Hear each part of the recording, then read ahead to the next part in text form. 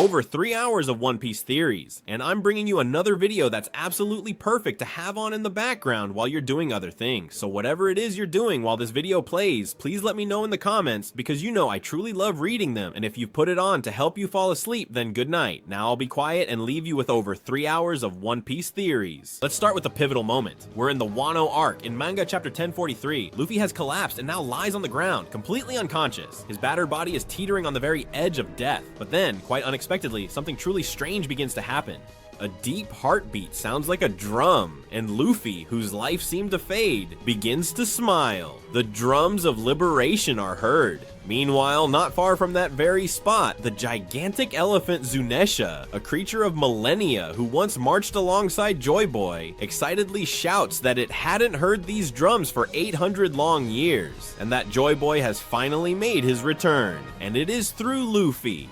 Joy Boy, a mythical figure from the past, appears to be reviving in Luffy's body. This is not just any ordinary revelation, it's the greatest, most unprecedented madness Eiichiro Oda has orchestrated up to this very point. But what exactly does this all mean? Why Luffy? 1,000 questions explode in your mind, but above all, one clear feeling emerges. This completely transforms One Piece. And let me tell you, this was merely the beginning of an epic, colossal storyline that will absolutely blow your mind. Indeed, ever since this event unfolded within the One Piece community, panic and excitement have been clashing like powerful waves in the midst of a raging storm. Everyone has something important to say. There are videos, endless theory threads, and minute-by-minute discussions. And ever since this chapter, the same question is always repeated. Has destiny been guiding Luffy all this time? Is Luffy truly the chosen one, foretold by an ancient prophecy? Does this completely kill One Piece? Some fans are feeling fear, a genuine fear that this revelation will turn the story into something predetermined and strip the protagonist's journey of its merit. And you, while watching what's happening in the One Piece manga, you're probably asking yourself, are they serious? Are they really bringing destiny and prophecy into One Piece now? And it's because after more than 1,000 chapters where we truly believed that personal freedom and individual will were the key to everything, suddenly destiny rears its head like a sleeping titan awakening, and that has everyone's heart in their throat. The most intriguing and perhaps terrifying thing is that yes, the clues strongly suggest that Oda is indeed playing with the very idea of destiny. Luffy is the chosen one who has inherited Joy Boy's will. But wait, don't run away just yet, because even though it sounds like dangerous territory, I promise you that the way this theory unfolds will absolutely captivate you, even if you initially despise the idea of a predestined hero. Oda never makes a move without a reason, and what he's planning could be the most brilliant and wildest maneuver in manga history. Don't you believe me? Stay with me, because I'm gonna tell you a story of destiny, curses, intrigue, and defiance that will redefine everything it means to be the chosen one in One Piece. I'm going to tell you, step by step, how destiny has been silently shadowing Luffy's journey. How Joy Boy, Roger, and Luffy himself are connected by invisible threads through time. How a dark curse threatens too. Well, we'll talk about that later.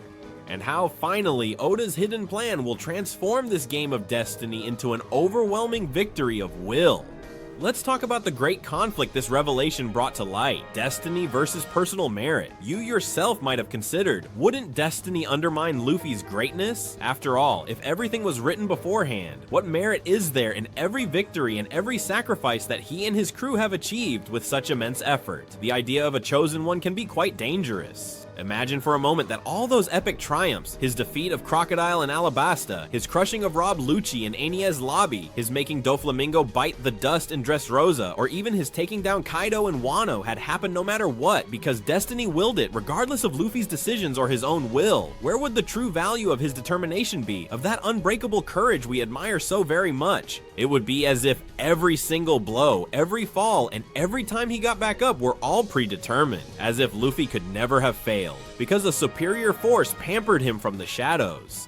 That is exactly what many people fear. In other manga and TV series, when suddenly the hero is labeled the chosen one by ancient prophecy, the story sometimes loses that essential spark. All of a sudden, the tension just deflates. We feel the hero will win anyway because some ancient oracle said so, and their struggles become mere decoration. It feels cheap, artificial, And the One Piece community fears precisely that after more than 1,000 chapters following Luffy through every storm and tide, everything will be reduced to I win just because destiny decreed it. After seeing Luffy almost die countless times, suffering for him, getting excited with each triumph and overcoming, it would be a cold shower for us to be told that no matter what, he was going to triumph anyway due to divine prophecy. And to be honest, I would think the same if I didn't know Oda. And above all, with One Piece, something very important happens, and that's because from the very beginning there's been a flag that Luffy has been carrying all around the world, which is the flag of freedom. Luffy is known as the freest man in the entire world, so if he's truly guided by some kind of destiny, he really couldn't be the freest man in the world, could he? Oda knows perfectly well what he's doing. If he has decided to play with fire, that is, with the theme of destiny, it's because he has a plan not to get burned. In fact, looking back, Oda has been leaving breadcrumbs about destiny for an incredibly long time. This isn't something pulled out of nowhere just to surprise us senselessly. It's a carefully calculated and intricately woven plot. Do you remember Marshall D. Teach? Blackbeard, that pirate who embodies pure darkness, the very antithesis of Luffy, the true heir of the David clan. Blackbeard always speaks with the discourse of destiny on his tongue.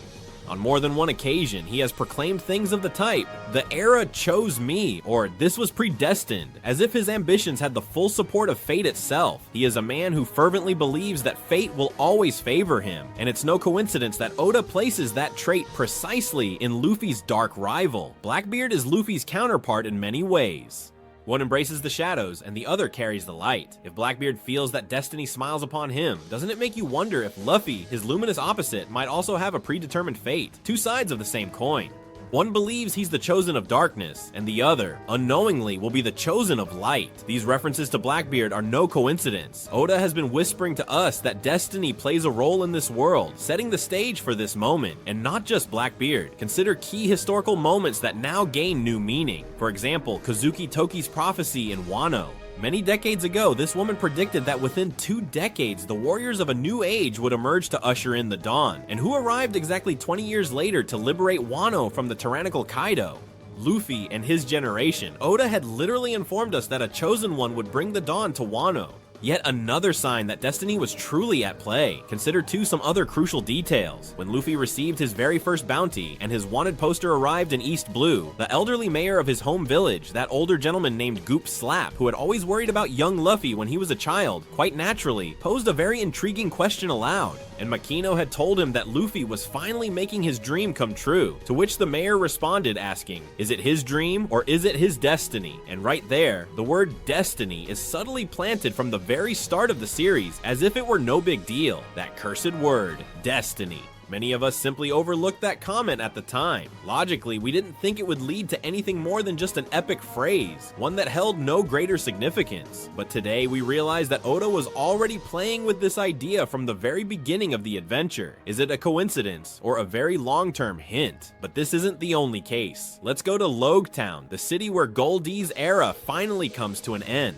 Roger's era ends, and Luffy's grand adventure truly begins. Let's remember that this was the very city where the Pirate King was executed, and also the place where Luffy truly started his voyage with a serious crew before setting sail towards the treacherous Reverse Mountain. In that very spot, Luffy was mere seconds away from losing his head and his life at the hands of Buggy the Clown's menacing sword. Literally, Baggy had our guy on the execution block, ready to decapitate him in front of an astonished crowd, and you, the reader, were right there, witnessing that very moment, obviously holding your breath. Our hero Luffy was about to die before even entering the Grand Line, but then something inexplicable happens. The sky, clear until that moment, is covered by dark clouds in a blink of an eye, and a colossal lightning bolt descends from the heavens at that precise second, splitting the wooden structure into 1,000 splinters and saving Luffy's life, who, being made of rubber, was completely unaffected by the powerful strike.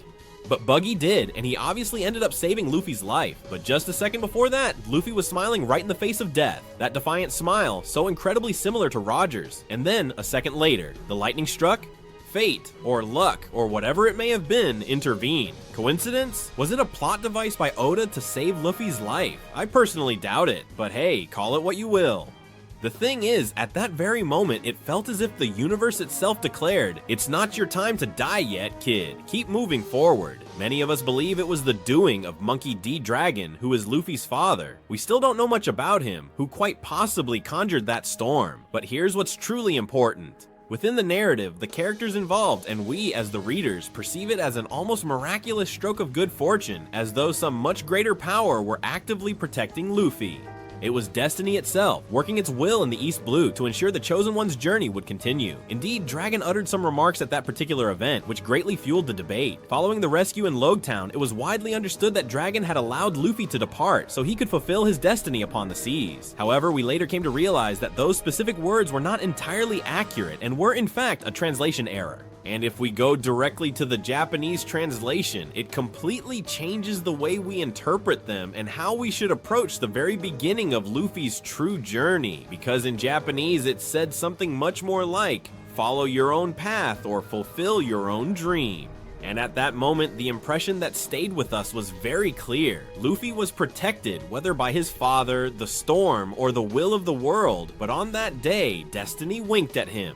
All of these moments planted the seed, and even much more recently, within the One Piece manga, in the Elbaf arc, we had a moment where Shanks a few years ago was speaking with Scopper Gaban, and Shanks told Gaban that he was destined to be the Chosen One. So to reintroduce the whole idea of destiny, the Chosen One, and prophecy, all these concepts that ultimately lead to one single path, which is predestination, the very notion that there's a predetermined course for your life, and that you are the one who must follow it no matter what actions you take, that you simply won't be able to escape from it. And as I've mentioned, this has been recently introduced into the manga. That is to say, even after Luffy's complete transformation in chapter 1043, after the revelation of the 5th gear, and everything we've seen regarding Joy Boy and Nika, this term is finally reintroduced to us, and we now understand that Shanks was not the right person, despite him being convinced that he was, probably because Roger himself told him so. But the fact that Shanks thought it is irrelevant. What's important is that if someone like Shanks already had this term in mind, it's because it exists and is far more present than we, the viewers, are able to see from the outside. And the most important thing about all of this is that if we already establish Shanks as a figure who is aware of destiny and who knows what the name of the chosen child would be, the predestined individual, as we've seen him mention, believing that he himself might have been that person in the past. And this is stated quite explicitly by Oda in the One Piece manga. This makes it clear that the many theories that have emerged throughout these more than 25 years of the One Piece series could actually be real.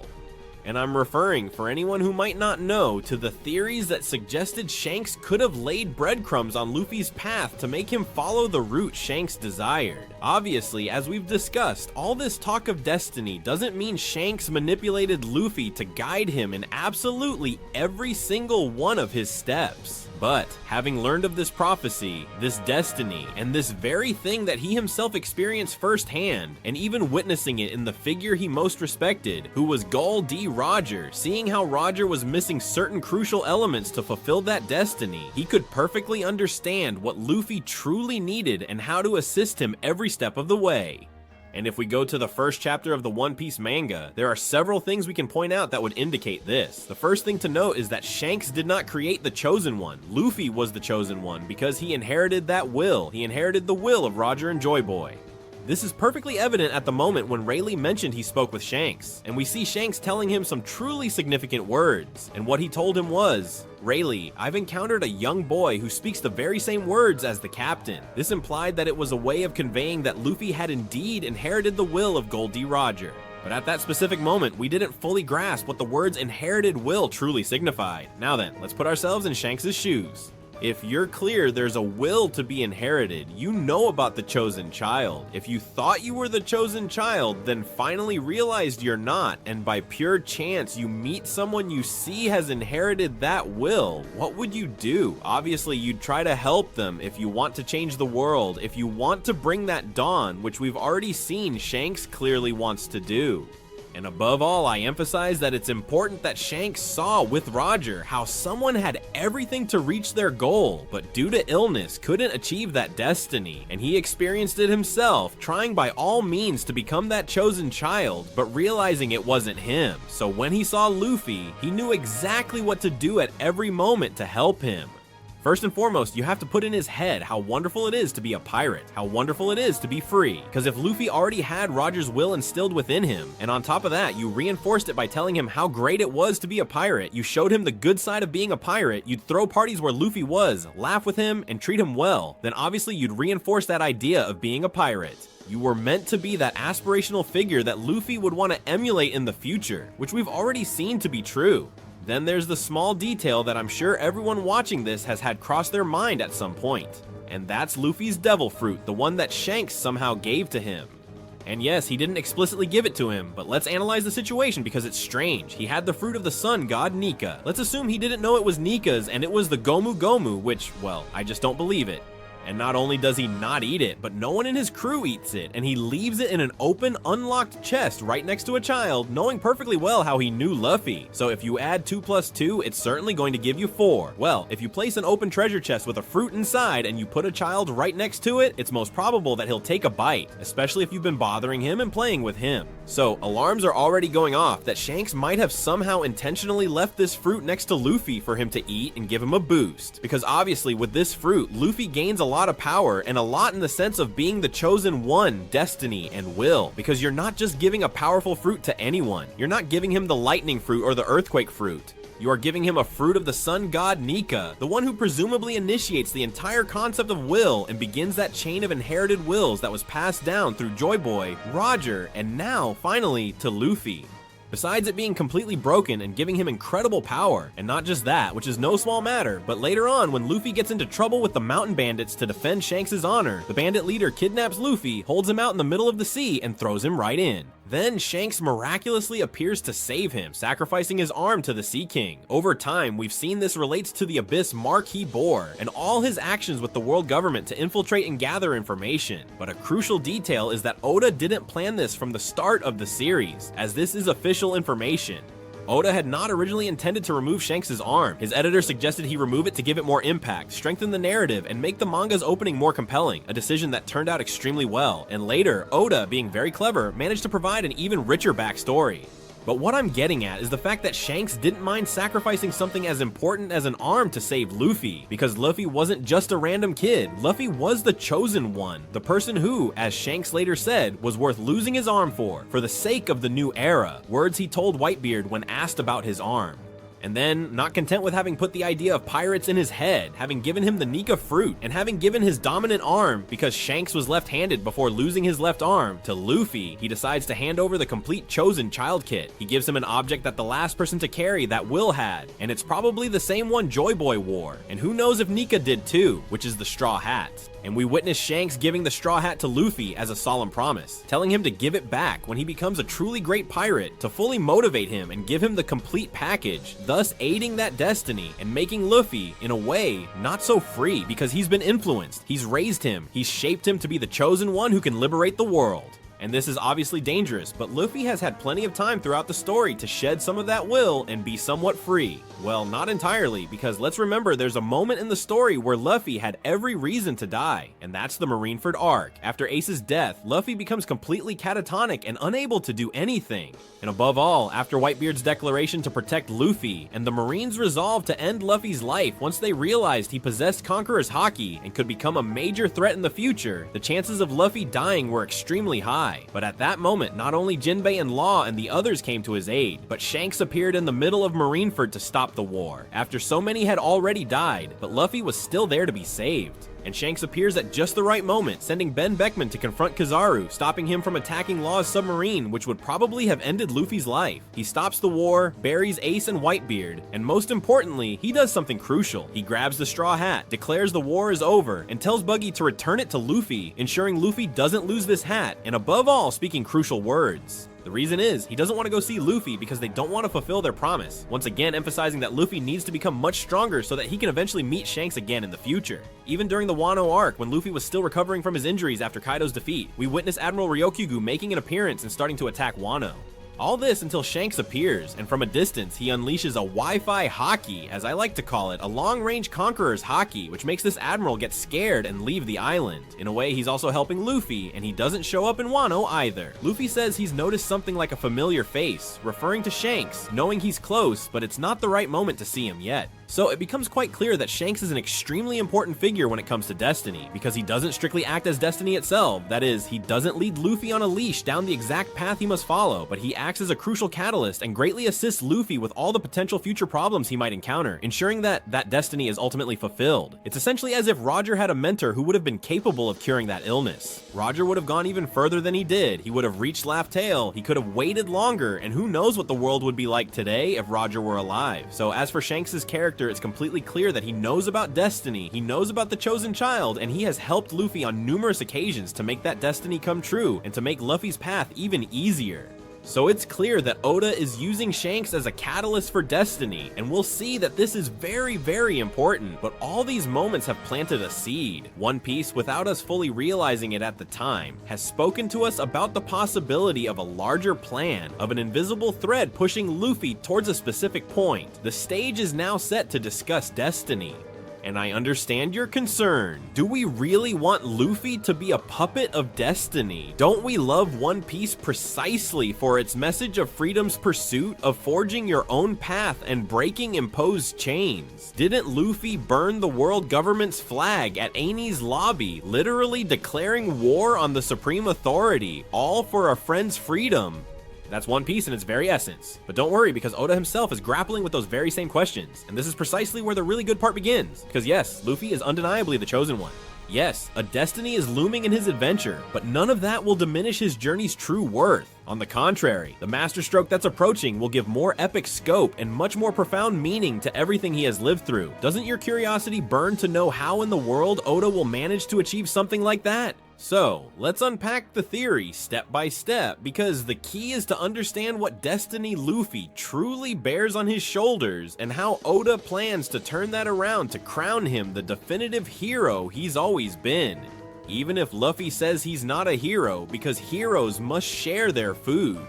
And I don't know if they share their food or not. What I do know is that heroes like the video and subscribe if they enjoy it. I'm not saying anything. To understand Luffy's destiny, we must first look at the past. One Piece has always dealt with the idea of inherited will, the ideals, dreams, and promises that pass from one generation to another as if they were a torch. It's not a crazy invention. It's a thematic pillar of the series. Think of the Will of D, that profound underlying mystery suggesting that all those who carry the initial D in their names share a secret ancient legacy. Consider how Luffy's iconic straw hat belonged first to Shanks, and even before that to the legendary Roger himself.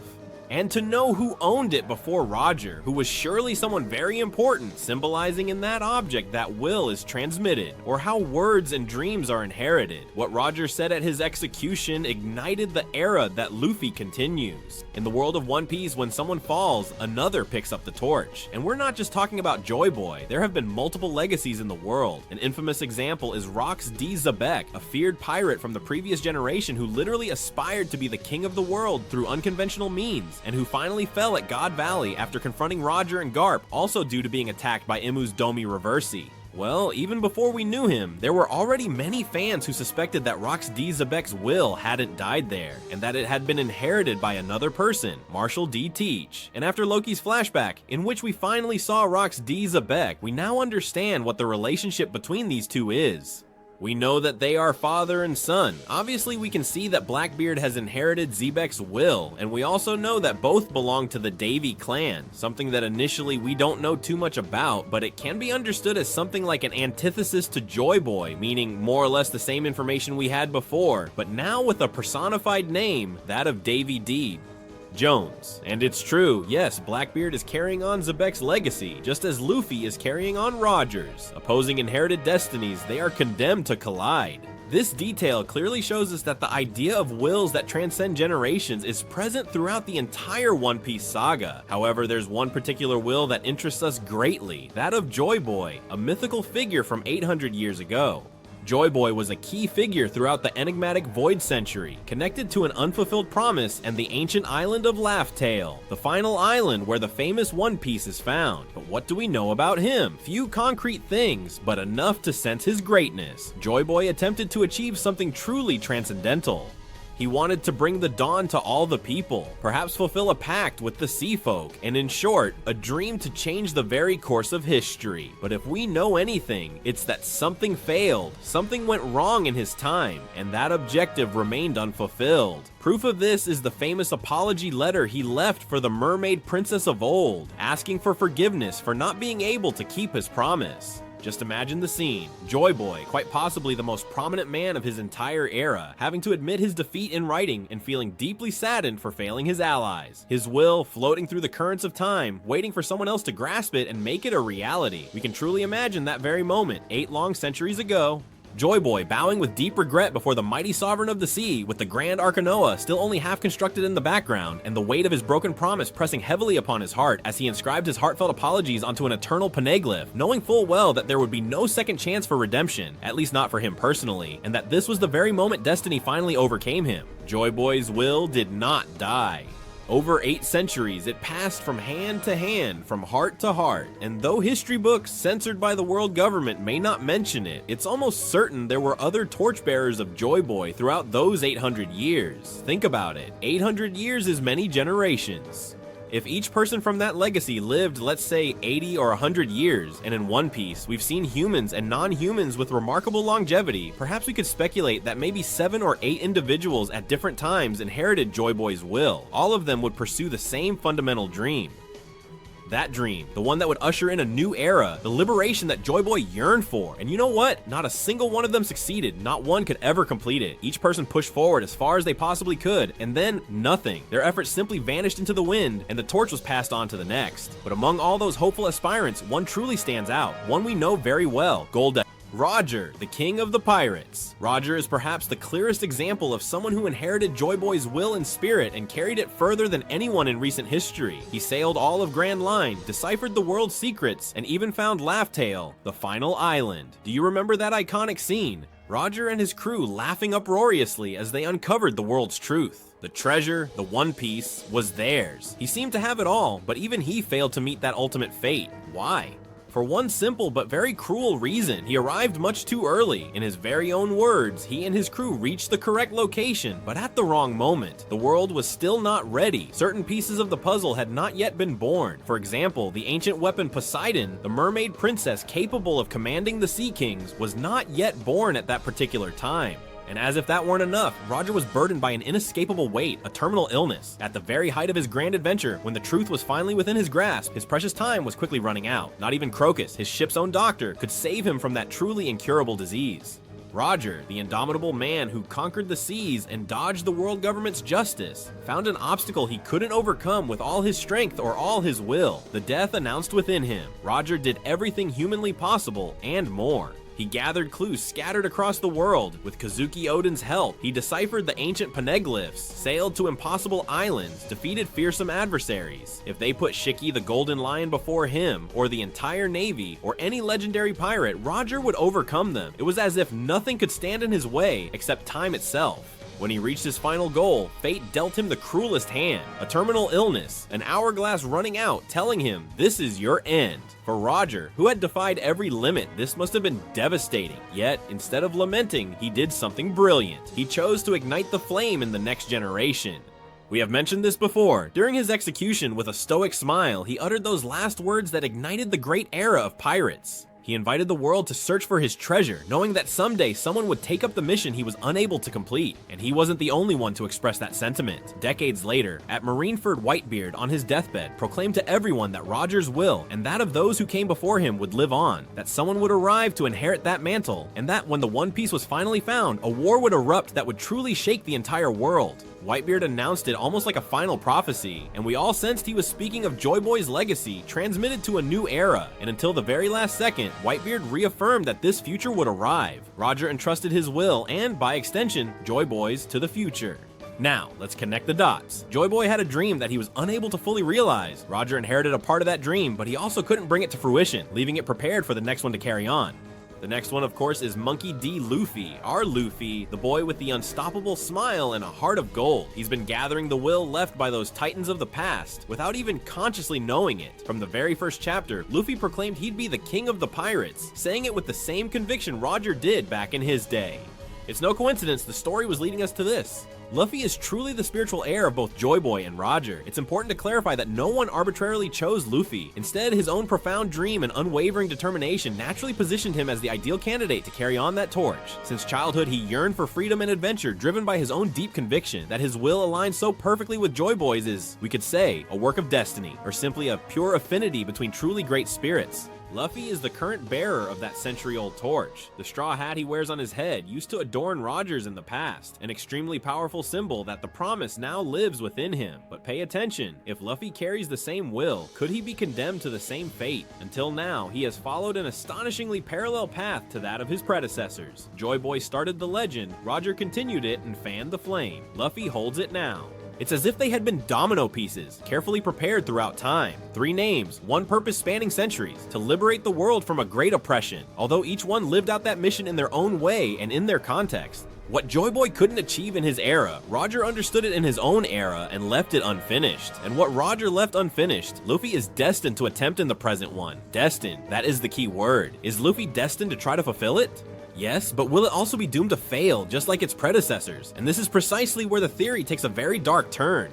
And there's the possibility that all these bearers of the inherited will carry a curse. The curse of failing in the end. It's not that they were incapable or unworthy. Roger proved to be more than worthy, but perhaps the very nature of the legacy imposes a cruel pattern. You can get close to the goal, touch it with your fingertips, but not fully achieve it. That idea hurts, doesn't it? To imagine that Luffy could one day be at the world's peak, having achieved unimaginable feats, only to discover that a force beyond his will prevents him from taking the final step. It sounds tragic, and yet it makes perfect sense when you look at the story in retrospect. Joy Boy, Roger, and now Luffy, united not just by a shared dream, but perhaps by an unfinished outcome. Now we get to the crux of the matter, the craziest yet chilling idea of this theory. Luffy is Destiny's chosen one, chosen to fail in the end. Sounds contradictory, right? Let me explain. The proposal is that when Luffy inherited Joy Boy's will, that historic mission to bring great change to the world, he would also have inherited a kind of curse tied to that will. In simple terms, the theory states that the destiny of every bearer of Joy Boy's will is to reach the final stage of their mission, but never to complete it. It is written in the threads of time that they will try with all their might, that they will graze victory, but in the end, something will always prevent it. Look at the pattern. Joy Boy tried to do it 800 years ago, and it failed. Roger tried it decades ago, and he too failed at the final leg. According to this curse, Luffy is walking the same predetermined path. It's as if a cosmic force were saying, you who share the will of the dawn, you will achieve great feats. You will inspire the world, but your final reward will be denied. It sounds cruel, even perverse. Imagine dedicating your entire life to an inherited dream, overcoming impossible obstacles, defying powerful empires, and that in the end, destiny itself delivers the ultimate final blow. It would be the universe's cruelest joke, a true Greek tragedy on the high seas. As harsh as it sounds, everything fits with what we've seen. Joy Boy probably had everything ready to succeed in his time, yet something beyond his control occurred, be it a betrayal, a natural catastrophe, or who knows what misfortune. The thing is, everything was ruined. Joy Boy, perhaps with tears in his eyes, had to write that letter of apology, recognizing his failure. Roger reached the pinnacle, literally discovered the world's secret, and suddenly life told him, this is the end.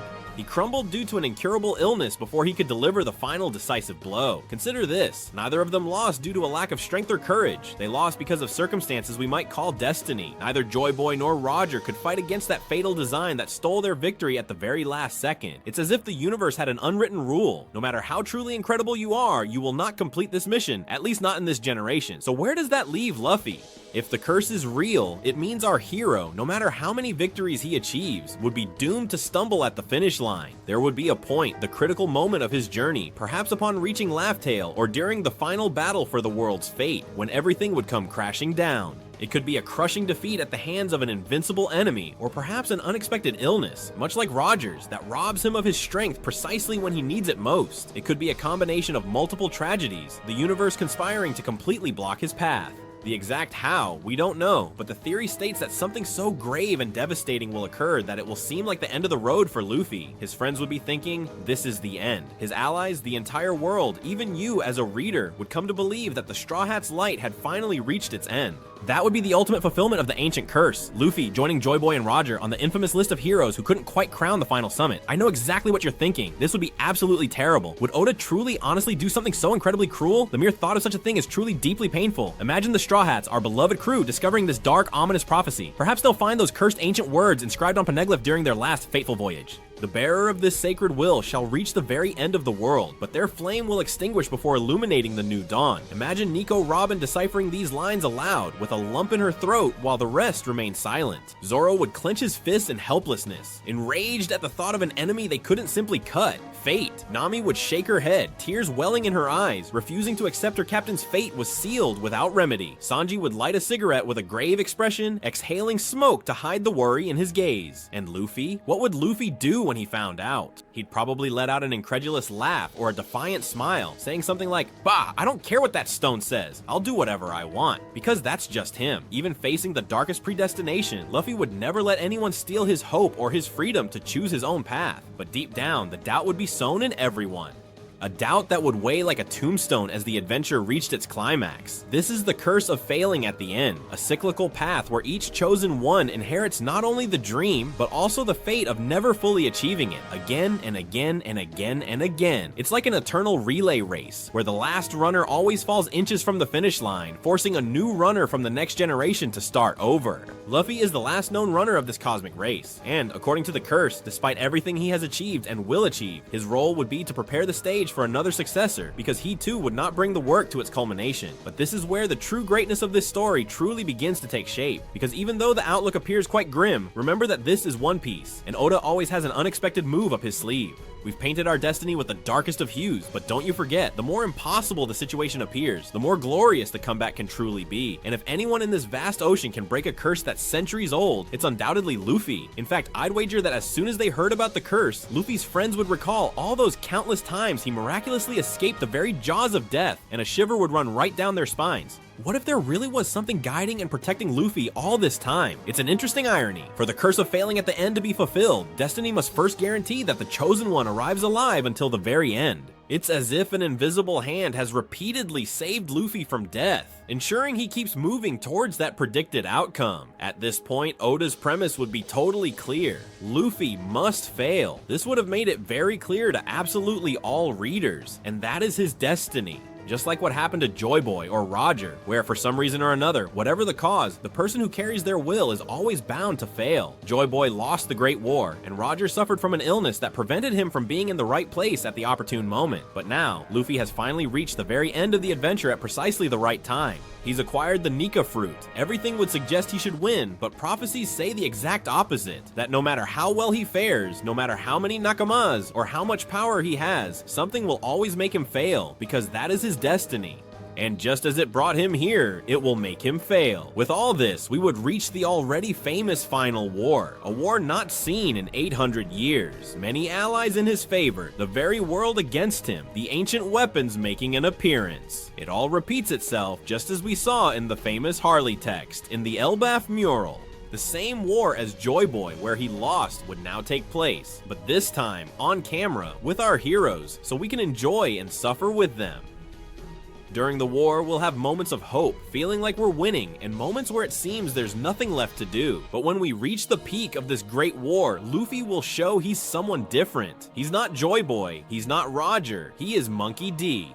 Luffy, the next king of the pirates. And against all expectations, and against everything that destiny itself proclaims, Luffy will demonstrate with a truly brutal act that he is the freest man in the entire world, and throughout all of history. Indeed, he will shatter destiny itself to finally be free. He will rise up and ultimately emerge victorious in the war, liberating the entire world, while ushering in the much-anticipated dawn, ensuring it will not only have the global repercussions we are already aware of, but also create an impact on a much deeper, more philosophical level, and even within our own world, the world of reality. Oda would have delivered a genuine masterclass on how to write and how to create a plot, how to explain what freedom truly is, and demonstrate it in just one single moment. And above all, teaching how to craft a plot twist that manages to completely break everything established and set in the work based on destiny and prophecies. And it's that even though destiny has accompanied Luffy until the end of the work, it might seem his freedom is restricted by it, Oda would manage by having him win the war to break that destiny, making everything we have witnessed until now gain much greater strength and finally creating a physical representation of what freedom is, what Luffy is, and what it means to be the freest person in the world. But what do you think of the theory?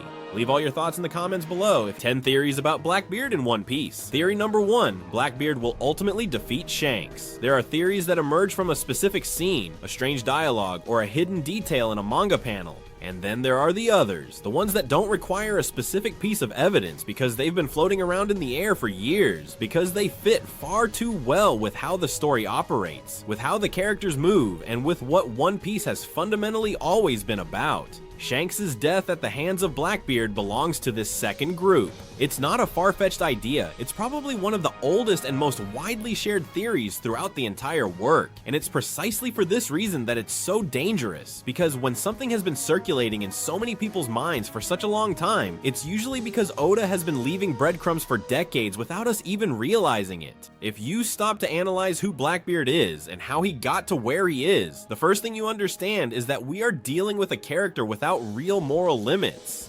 He is not a classic villain who fights for pride, for honor, or even for a clear ideology. Teach is pragmatic, cold when necessary, patient when it suits him, and absolutely ruthless when the objective truly deserves it. His entire ascent is based on exploiting crucial points in the world and taking advantage of the right people. He never attacks at random, he has never done so. Every single step he takes is calculated to shatter something of great significance, a foundational structure, a prominent historical figure, or even a deeply rooted emotional pillar. He instigated the Marineford War not out of vengeance or animosity, but because it was the ideal setting to execute his grand design.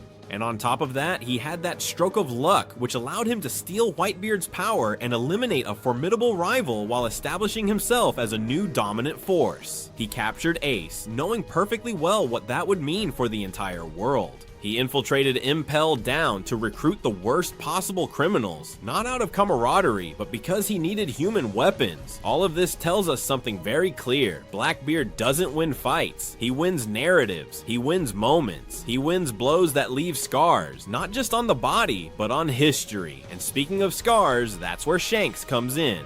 Shanks isn't merely one of the 4 emperors. He's not simply another at the very top of the world. Shanks is a truly symbolic figure within the entire world of One Piece. He represents an era, a crucial balance, and most importantly, an origin. He is the true origin of Luffy's incredible journey. Without Shanks, One Piece would not exist in the way that we know it today.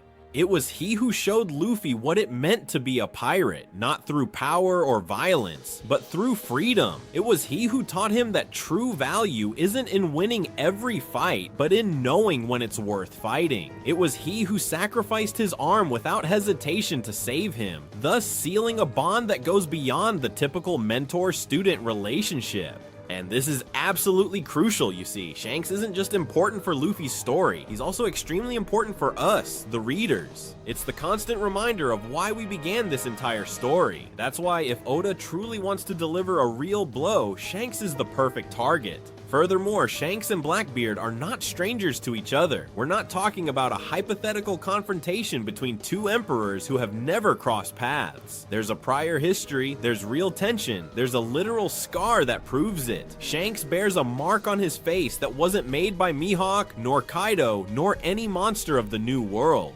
Teach did it to him, and the most disturbing thing isn't the scar itself, but what Shanks says about it. He himself admits that it wasn't an oversight, it wasn't an unimportant attack from behind, it was a warning. When Shanks goes to speak with Whitebeard and asks him to stop Ace, he doesn't do it on a mere whim. He doesn't do it simply because he's afraid. He does it because he knows Blackbeard is truly different, because he understands there's something about Teach that just doesn't fit with the rest of the world, something deeply hidden, something that we haven't yet seen.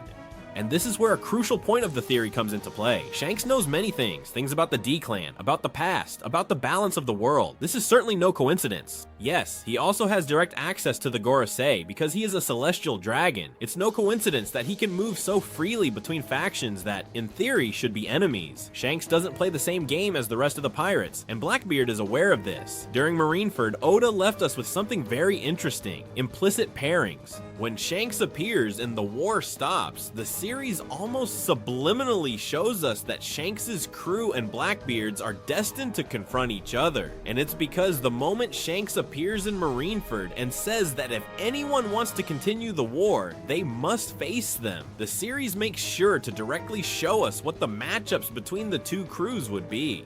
And at that point, obviously, Shanks would have easily swept the floor with Blackbeard, since he himself declared it wasn't the right moment to confront him. But nowadays, there isn't such a clear imbalance. There's no crew that's clearly superior. They are two opposing forces destined to clash. And ever since then, the scales have continued to shift. The incorporation of Aokiji into Blackbeard's crew is not just a minor detail, it's a narrative bombshell. It adds brutal power, but also a strategic piece that could tip any high-level confrontation to the side it chooses. If a full-scale conflict ever erupts between both crews, we're no longer talking about a clean fight between Sea Emperors, but a war specifically designed for someone to fall. And if anyone is likely to die, that's Shanks. And here we come to another truly fundamental aspect. One Piece doesn't typically kill off important characters without a compelling reason. Oda is extremely conservative when it comes to death. We're well aware, he's demonstrated this 1,000 times. That's why when he decides to kill someone, it's never gratuitous. It always serves a very clear narrative purpose. Killing one of Luffy's crewmates would be excessive before the end. That would break the emotional structure of the series far too soon. But killing someone from his family, that's an entirely different story. Blackbeard has already eliminated Ace, even if it was indirectly. He has already captured Garp, his grandfather, a central figure in Luffy's life. The next logical step, if Oda wants to build a rivalry between Blackbeard and Luffy, is to attack Shanks. Shanks doesn't share the same blood as Luffy, but he is family. It is the emotional pillar that still stands. He is the figure who represents the past, the promise, the initial dream. Take that away from Luffy.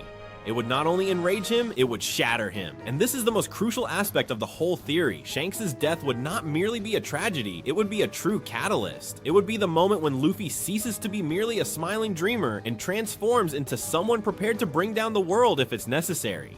Not out of blind revenge, but because he would understand that the balance Shanks protected no longer exists. Furthermore, narratively, Shanks belongs to an intermediate generation. He's not from the distant past like Roger or Whitebeard, nor from the new era like Luffy. It is the bridge, and bridges in stories usually collapse once they have fulfilled their purpose. Shanks has already accomplished what he needed to do, which is to inspire the next Pirate King.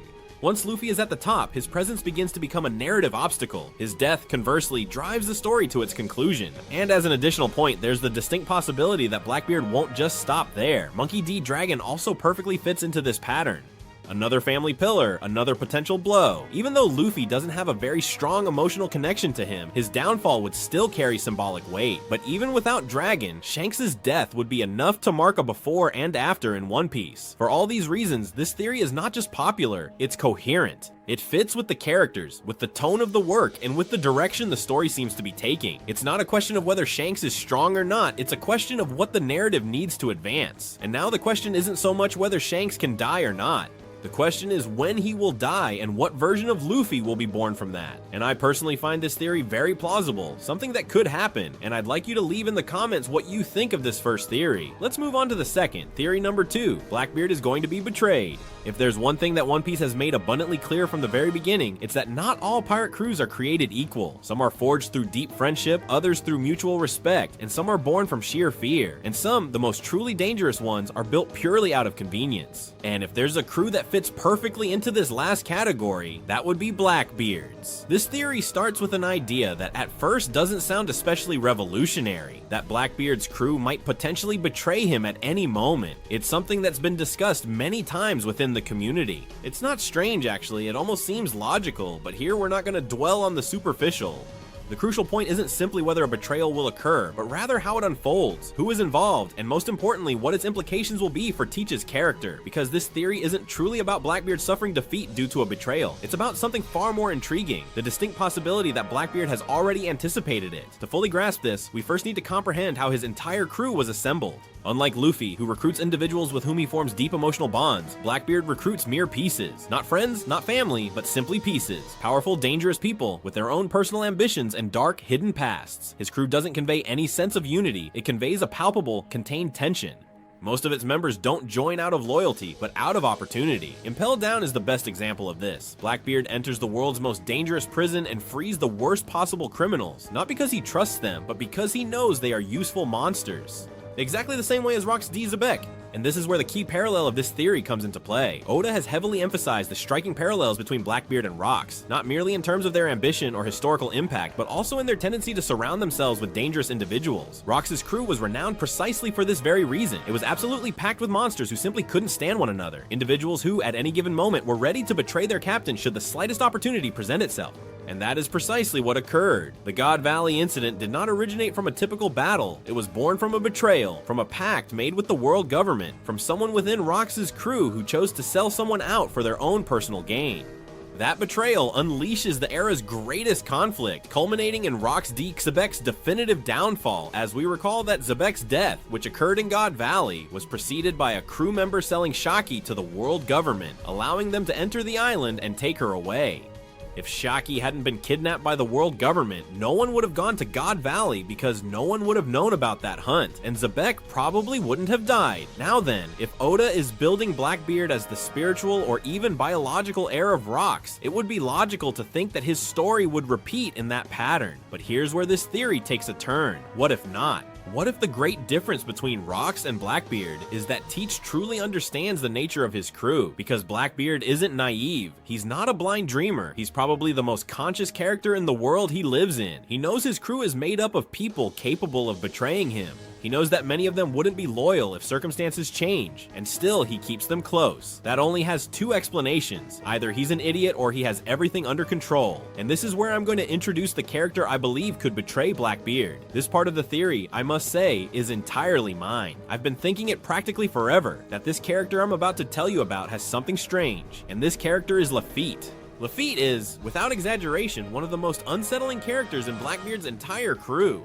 Not because he's the strongest, nor the loudest, nor the most violent, but quite the opposite. He's silent, elegant, cold, and above all, strange. I can't tell you why, because I can't explain it, but he gives me a premonition, an aura, a bad vibe, Lafitte's character, that I don't trust him. I don't know if anyone else feels this, but I've always doubted this character.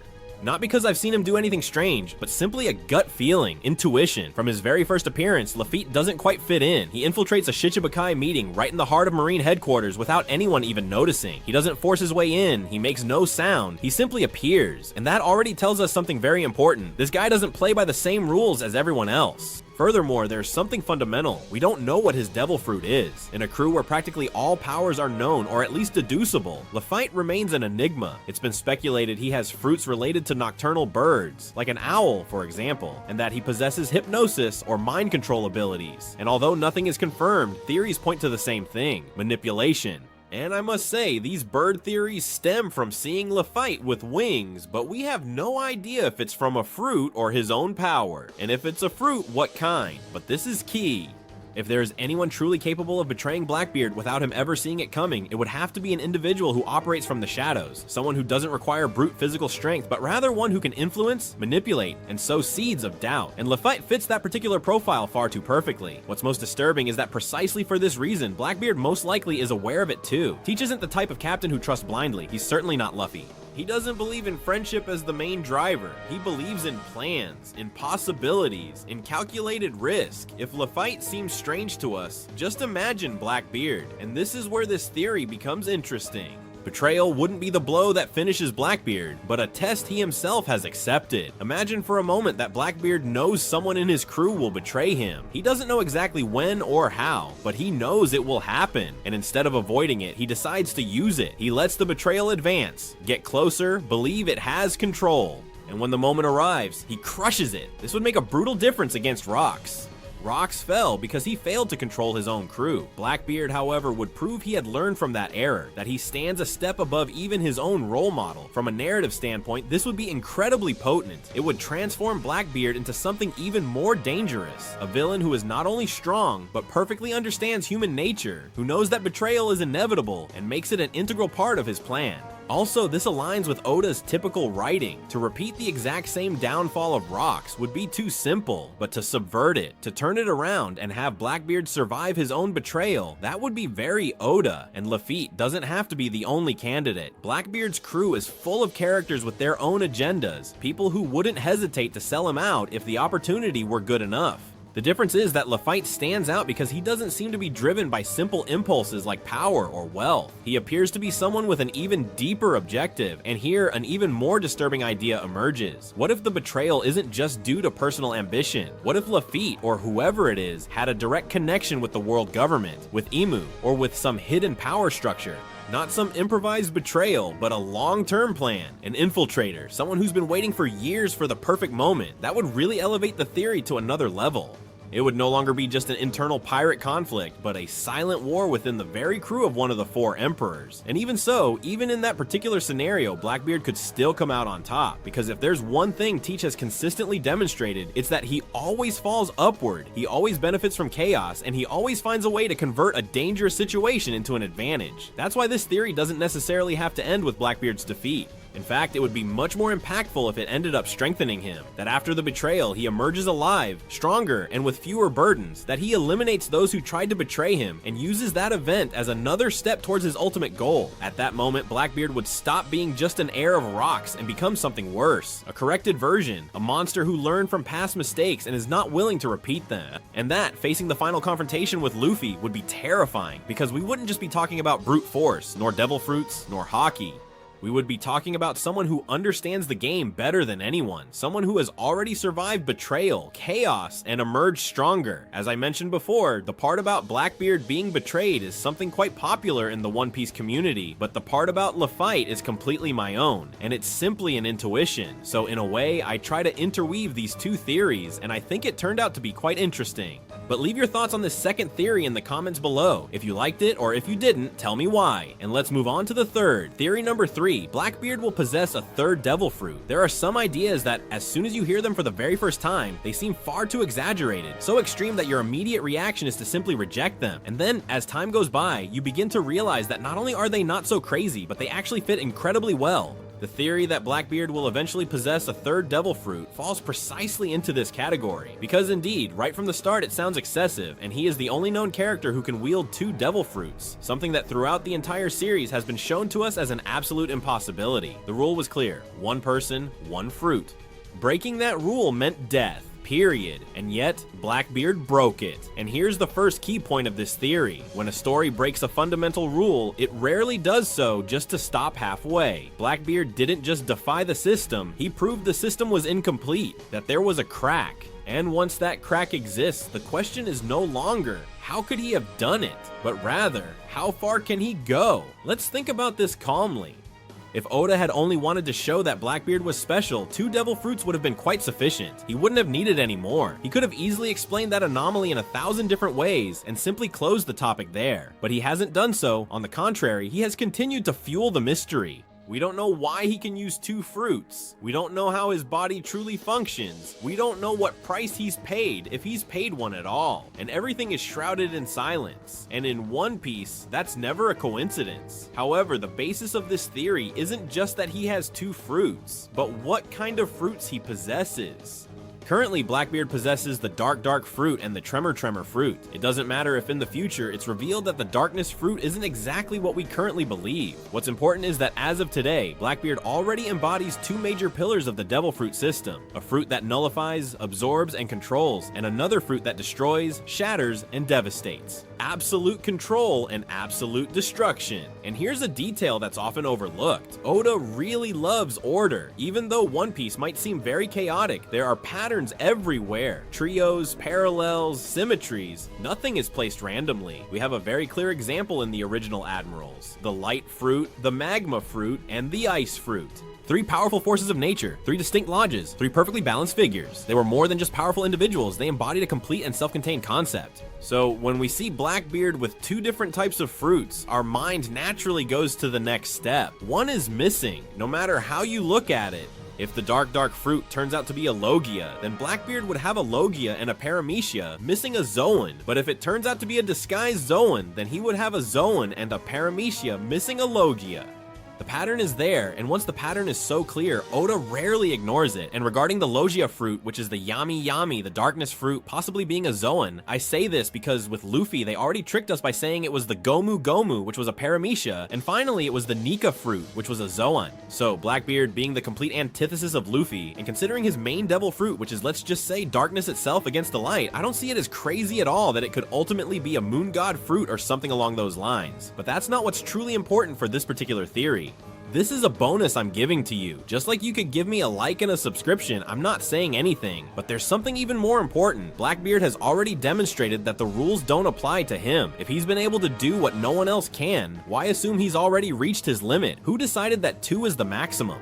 The idea of a third fruit doesn't arise solely from narrative ambition. It arises because the story demands it. We are reaching the final stretch of One Piece. Luffy is no longer a rookie. He's no longer an aspiring pirate. He is an emperor of the sea. He has already awakened his fruit. He has reached a level that borders on the absurd. And this poses a very serious problem for the narrative. How do you create a villain who is truly above that? Blackbeard, as he stands now, is very powerful, extremely powerful, but we already know him. We know how he fights. We know how his darkness works. We know what he can do with earthquakes. Even his Haki is no longer a complete unknown. And when we reach the final showdown, Oda must surprise us. He needs the reader, when they see the first true great battle between Luffy and Blackbeard, to feel completely lost, that the danger is real, that this isn't just another fight. This is where the third fruit comes in. Just imagine that moment. Luffy arrives, full of confidence. He's trained hard. He's overcome countless monsters. He's awakened his true power, and he believes he truly understands Blackbeard. And then, right in the middle of their intense combat, Blackbeard activates something entirely new, something we had no idea he possessed, something that truly shouldn't even be possible. Not only would that be an absolutely brutal twist, it would also be perfectly coherent. What's more, this theory isn't just supported on a narrative level, it also relies on one of the character's most persistent symbols, the number 3. Blackbeard is obsessively linked to the number 3. His flag has 3 skulls, he carries 3 pistols, and his beard has 3 braids. Even certain interpretations of his Japanese bounty have fueled the idea of 3 hearts, as the way his bounty number is read can be understood as 3 hearts in Japanese. This cannot be a coincidence. Oda doesn't repeat symbols without any reason. When a character has such a distinct iconography, it's usually because he's hinting at something much grander, and this is precisely where the theory becomes even more unsettling. What if Blackbeard isn't just able to use 3 fruits, but was always destined for that? Perhaps his body is simply different. Perhaps his very existence breaks all the rules right from birth. Maybe the true mystery isn't found in the fruits, but rather within him. However, setting that particular point aside, there's another crucial aspect. Blackbeard is not content with merely being an emperor of the sea. He never has been, not even once. From the very beginning, his ultimate objective has always been identical to Luffy's, the supreme throne, the definitive title. But he wants a different path. He wants to control the entire world. He doesn't want to be just another emperor. He wants to be the ultimate one, the one who sits above everyone. And for that, he needs something no one else possesses. A third devil fruit wouldn't just be a power-up, it would be a statement of intent. It would be Blackbeard declaring, "Rules don't apply to me." What's more, there's a very powerful narrative point. Luffy always breaks the rules out of freedom. Blackbeard shatters all limits, driven by pure greed. Both push past boundaries, but for completely opposite reasons, and this makes them perfect mirror images of each other. Luffy awakens his devil fruit and becomes something no one could have ever expected. Blackbeard collects many devil fruits and transforms into an unnatural, monstrous being. One represents laughter and liberation, while the other embodies the abuse of power and absolute imbalance. If Luffy reaches a level that borders on the divine, then Blackbeard must become something truly demonic. And a third fruit, that is the logical next step. And there's something people don't usually mention, but it's key. Blackbeard always arrives late, but he does arrive when it truly matters. He's never really in the center of the stage for too long. He appears, he breaks something, and then he disappears. And when he returns, he does so with a new advantage. The third fruit could be exactly that, something he's been preparing for a long time, something we haven't seen because the time hasn't come yet. It wouldn't be an improvisation, it would be the culmination of everything he's been doing from the beginning. That's why this theory isn't just an attractive folly, it's a very real possibility. One of those ideas that when they come true, make you look back and think, it was always there. Because if Blackbeard already broke the biggest rule of the One Piece world once, why assume he won't do it again? And the most surprising thing about this theory is that even though in a huge part of the fandom I think we see it as quite clear and very evident, it also has many detractors. Some people really dislike this theory, they don't want it to happen, or they find it unfeasible, believing 2 are enough. Please leave your thoughts on this third theory in the comments, and let's move on. To the fourth. Theory number 4, Blackbeard has someone inside him. Moving to the fourth theory, we now enter much more conspiratorial territory, where we might see things that probably aren't there. Even so, when we're talking about One Piece, you can never truly rule out a theory unless there's very strong evidence that completely disproves it. In this fourth theory, we're going to discuss the intriguing possibility that Blackbeard might have someone else residing within him. And when I say someone inside him, I'm referring to something like a second personality, or perhaps something along those lines. This particular theory encompasses a great many distinct theories that currently exist concerning Blackbeard. I've personally read an endless number of them, all of which are related to personalities residing within his body or other very similar concepts. And I'll try to explain the reasons and argue why this theory has become so popular and why it's so established within a specific part of the community. The core idea is that Blackbeard is a special character. As we've discussed in our previous theory, there's a very distinct connection to the number 3, his pistols, his distinctive braids, and even the pirate flag itself. You see, pirate flags typically symbolize something specific about the captain or the entire crew, but in Blackbeard's case, we still don't fully comprehend exactly what that might be. Furthermore, he's a character who has experienced numerous strange scenes concerning his personality shifts. We've seen him many times, very brave, very boastful, and then at other times very timid and almost cowardly. These are changes that don't quite make sense. You look at the character and you wonder, how can he go from being so scared to being so brave? Or the other way around, and what's more, in such an exaggerated manner and in such a short amount of time, he doesn't seem to maintain a stable personality. This could simply be explained because the character is like that and because Oda wants to portray him in this way, but it could also be that we are seeing signs of a second personality or even a third. And the worst of it all is that there exists the possibility that this is true. I mean, there exists a relatively large possibility that something like this could end up happening.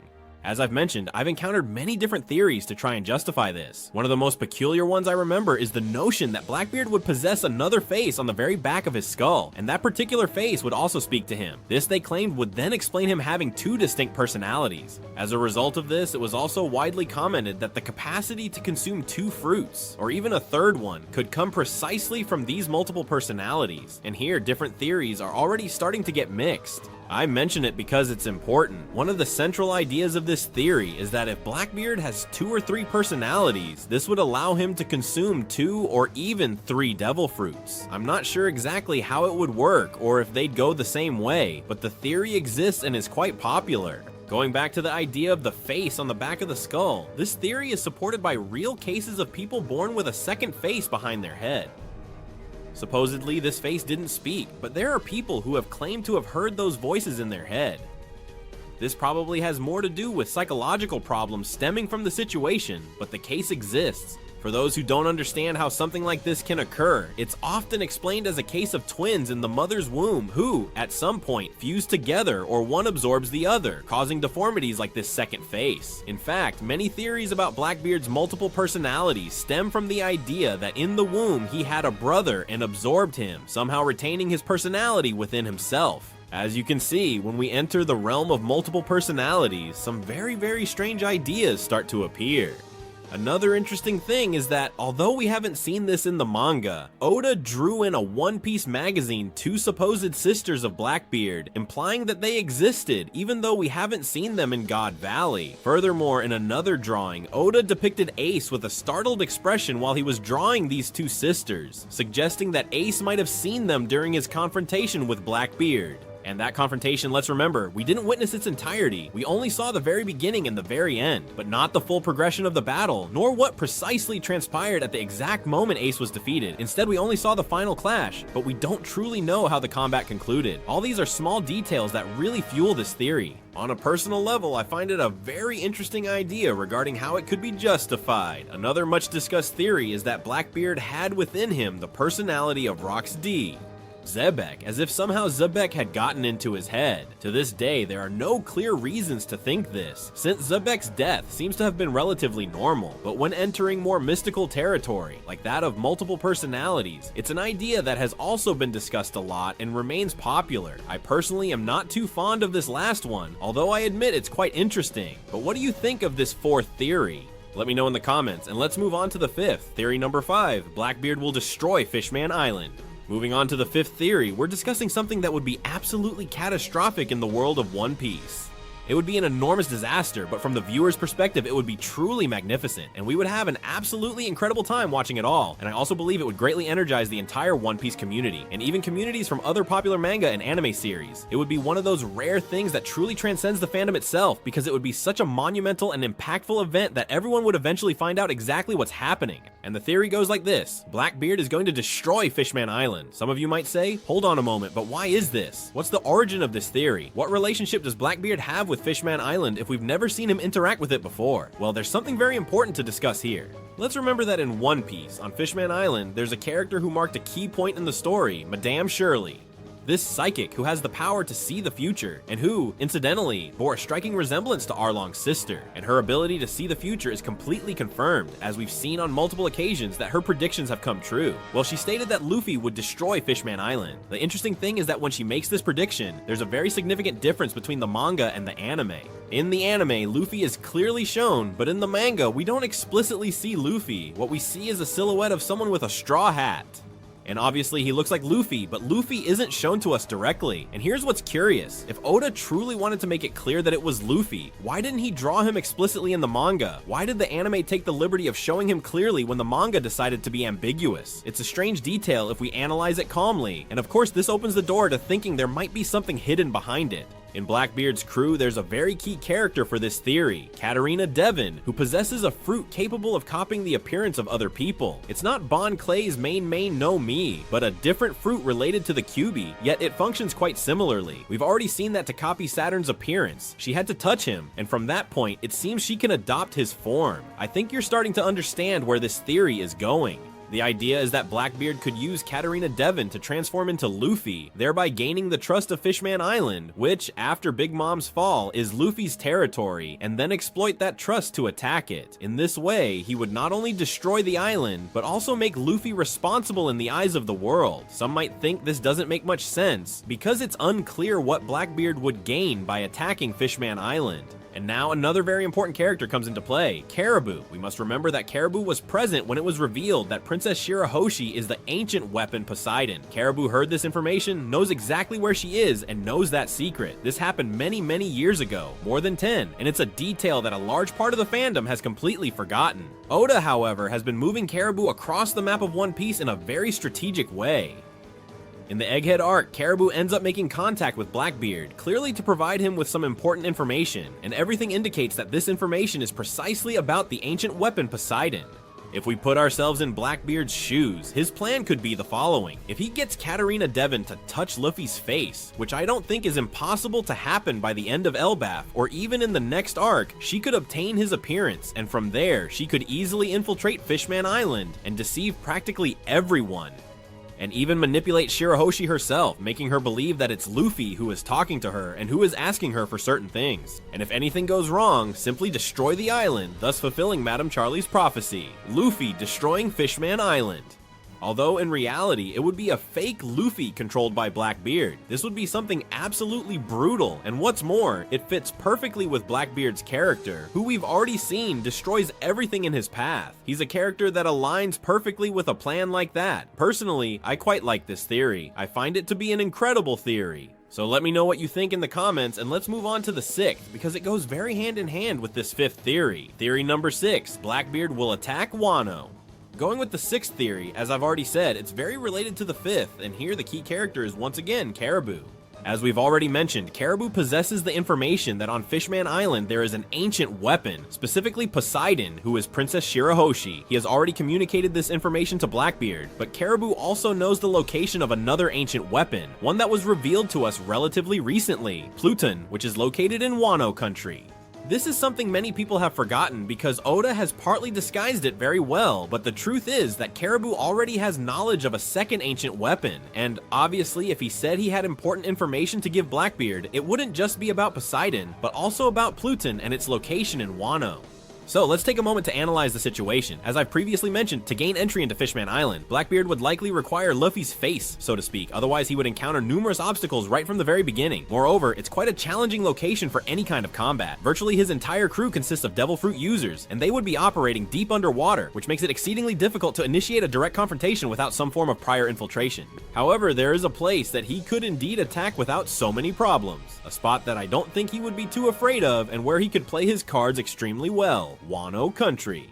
If we take a look at the map of One Piece, even though we don't possess an exactly detailed version, we can intuit that Hachinosu Island and Wano Island are located relatively close to each other. It's certainly no coincidence that both are situated towards the very end of the Grand Line, much closer to one another than, for example, Fishman Island, which is found right at the beginning of the New World. So, if Caribou tells Blackbeard that the ancient weapon Pluton is located in Wano country, Blackbeard could mobilize, arrive there, and launch a direct attack. And here, we must consider something very important. Wano, despite being a country of samurai, has been dominated by Kaido for a long time, and has recently gone through a brutal war. The country has fallen, the conflict has ended, and it's possible the territory is now relatively weakened. And after everything that's happened, they might not currently have a defensive power as solid as before. That's why, if Blackbeard were to attack with all his means and resources, I truly believe he could perfectly take the country and steal the ancient weapon.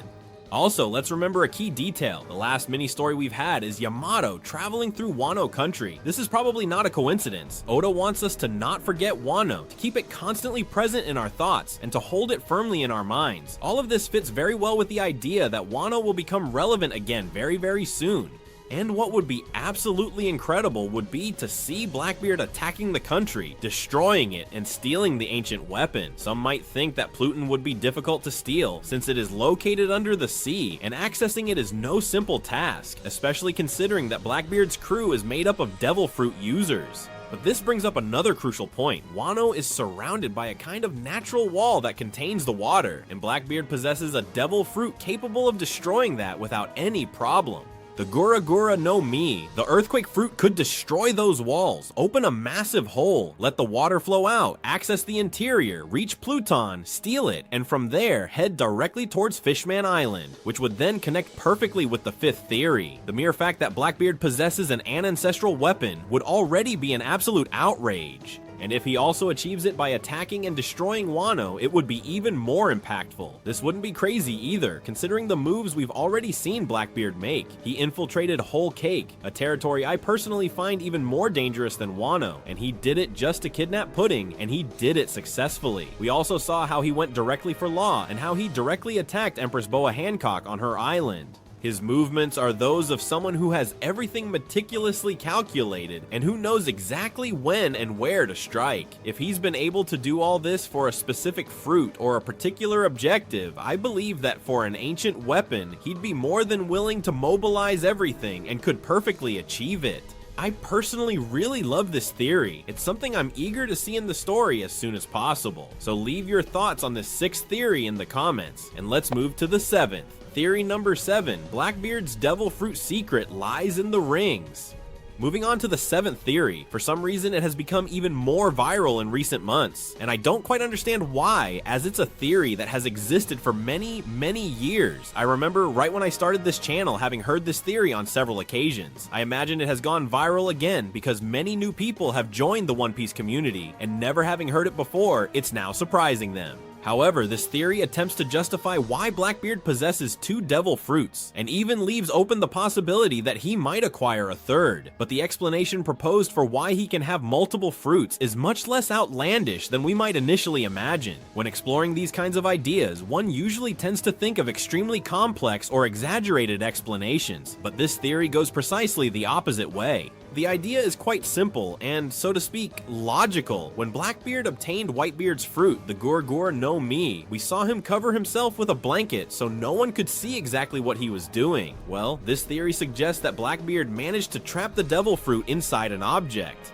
We have seen on multiple occasions in One Piece that there are objects that possess devil fruits. An example would be Spandam's sword, which had the elephant fruit, or Shamrock's sword, which possesses the Cerberus fruit, as well as other instances that have appeared throughout the series. According to this theory, Blackbeard would have managed to seal the earthquake fruit inside one of his rings. If we observe the character closely, we see that he always wears very distinctive rings on his hands, and when he first used the earthquake fruit, he used it directly through his hand.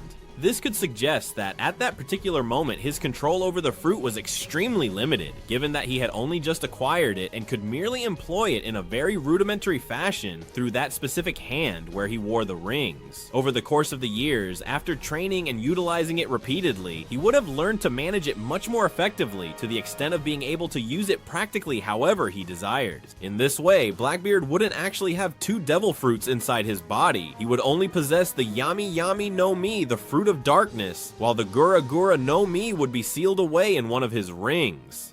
This would explain how he can use 2 devil fruits without breaking the 1 fruit per body rule, and it would even open the door to sealing a 3rd fruit in another object, perhaps for example in his other hand, assuming some rule or limitation exists. Personally, I must say that it's a theory that doesn't quite convince me, not because I don't see it as possible, but because it seems far too simplistic. I feel that without all the mystery of why Blackbeard can possess 2 devil fruits, if it's simply reduced to one being inside an object, a significant part of the character's impact is completely wasted. Especially considering that Marco already mentioned that Blackbeard possesses a strange body, and that his primary devil fruit, the Yami Yami no Mi, appeared to be the crucial element for executing his grand scheme, and that this entire situation has been shrouded in mystery for many, many years. If, in the end, it turns out to have nothing to do with his body or his main devil fruit, I would consider it a missed opportunity for a very interesting aspect of the character.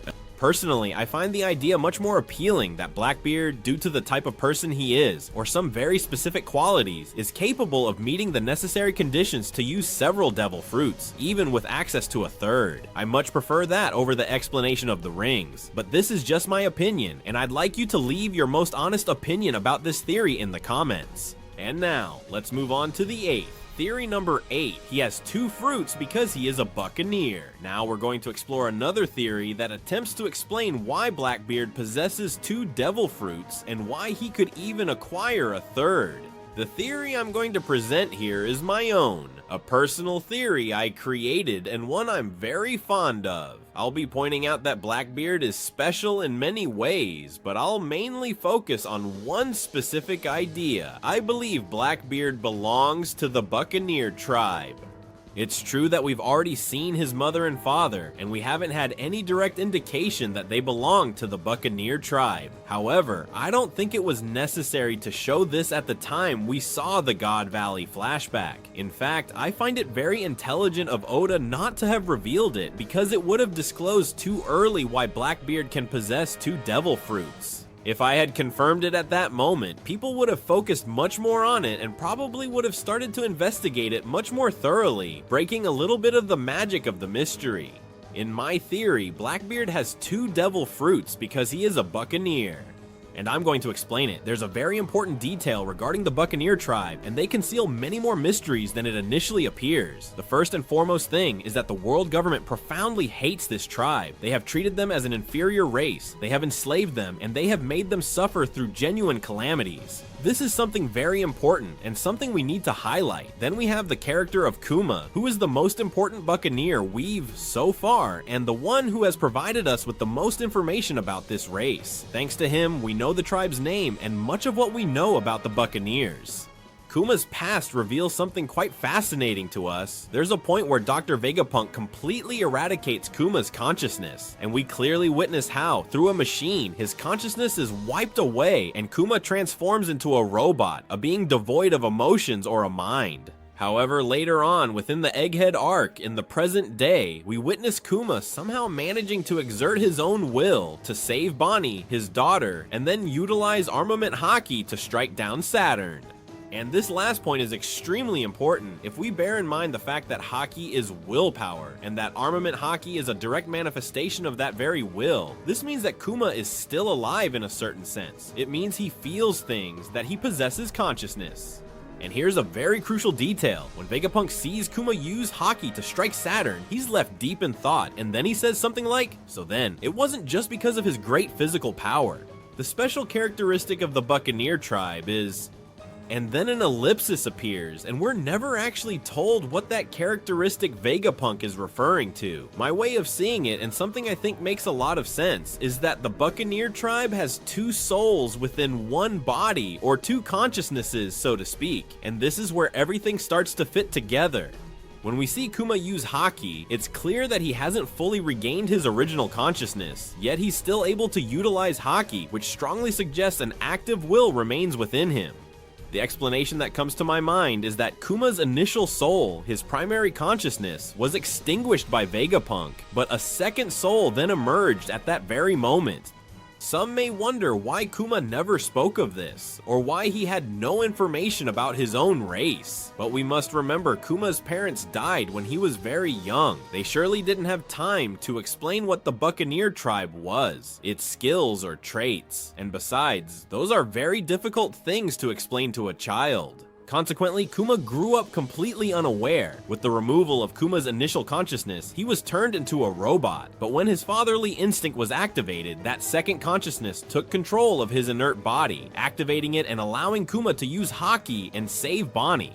Even without having fully regained his consciousness, he had that moment of clarity and strong will. Furthermore, it has already been hinted to us that there could be a possibility of recovering or reactivating that consciousness, either by restoring the former or by strengthening the latter. If we apply all of this to the character of Blackbeard, this hypothesis fits quite well. We would have a Blackbeard who possesses a rather peculiar body, owing to his belonging to the Buccaneer tribe, a truly special physique because he is said to possess 2 souls. This would align perfectly with the very words spoken by Marco when he explicitly states that Blackbeard has an unusual body. Additionally, in terms of their physical appearance, Kuma and Blackbeard bear a strong resemblance.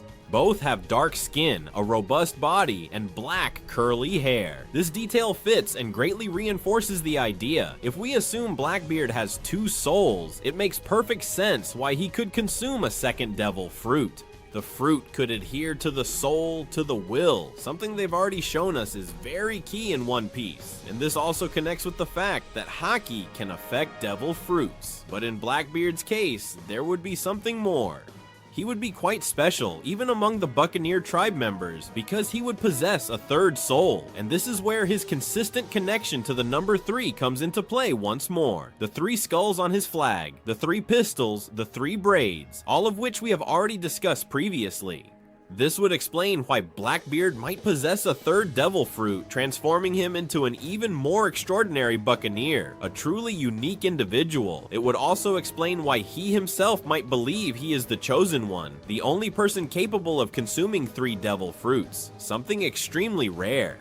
Also, this would fit the idea of multiple personalities, because in reality, he'd have several souls within one body. Personally, I love this theory. I think it makes sense. I think it fits quite well with what we've seen in the manga, and it's not based on hypotheses that are too crazy or unfounded. I believe everything is quite well supported, and I feel that it all makes a lot of sense. It's undoubtedly one of my favorite theories, and that's why I created it myself and hold it so dear. But let me know in the comments what you think about this 8th theory. And now, let's move on to the 9th. Theory number 9, Blackbeard will kill Imu and become the king of the world. Now, moving on to the 9th theory, we're going to discuss something I also mentioned many years ago. This is once again my own theory, a theory I practically mentioned from the very first appearance of the character I'm going to refer to.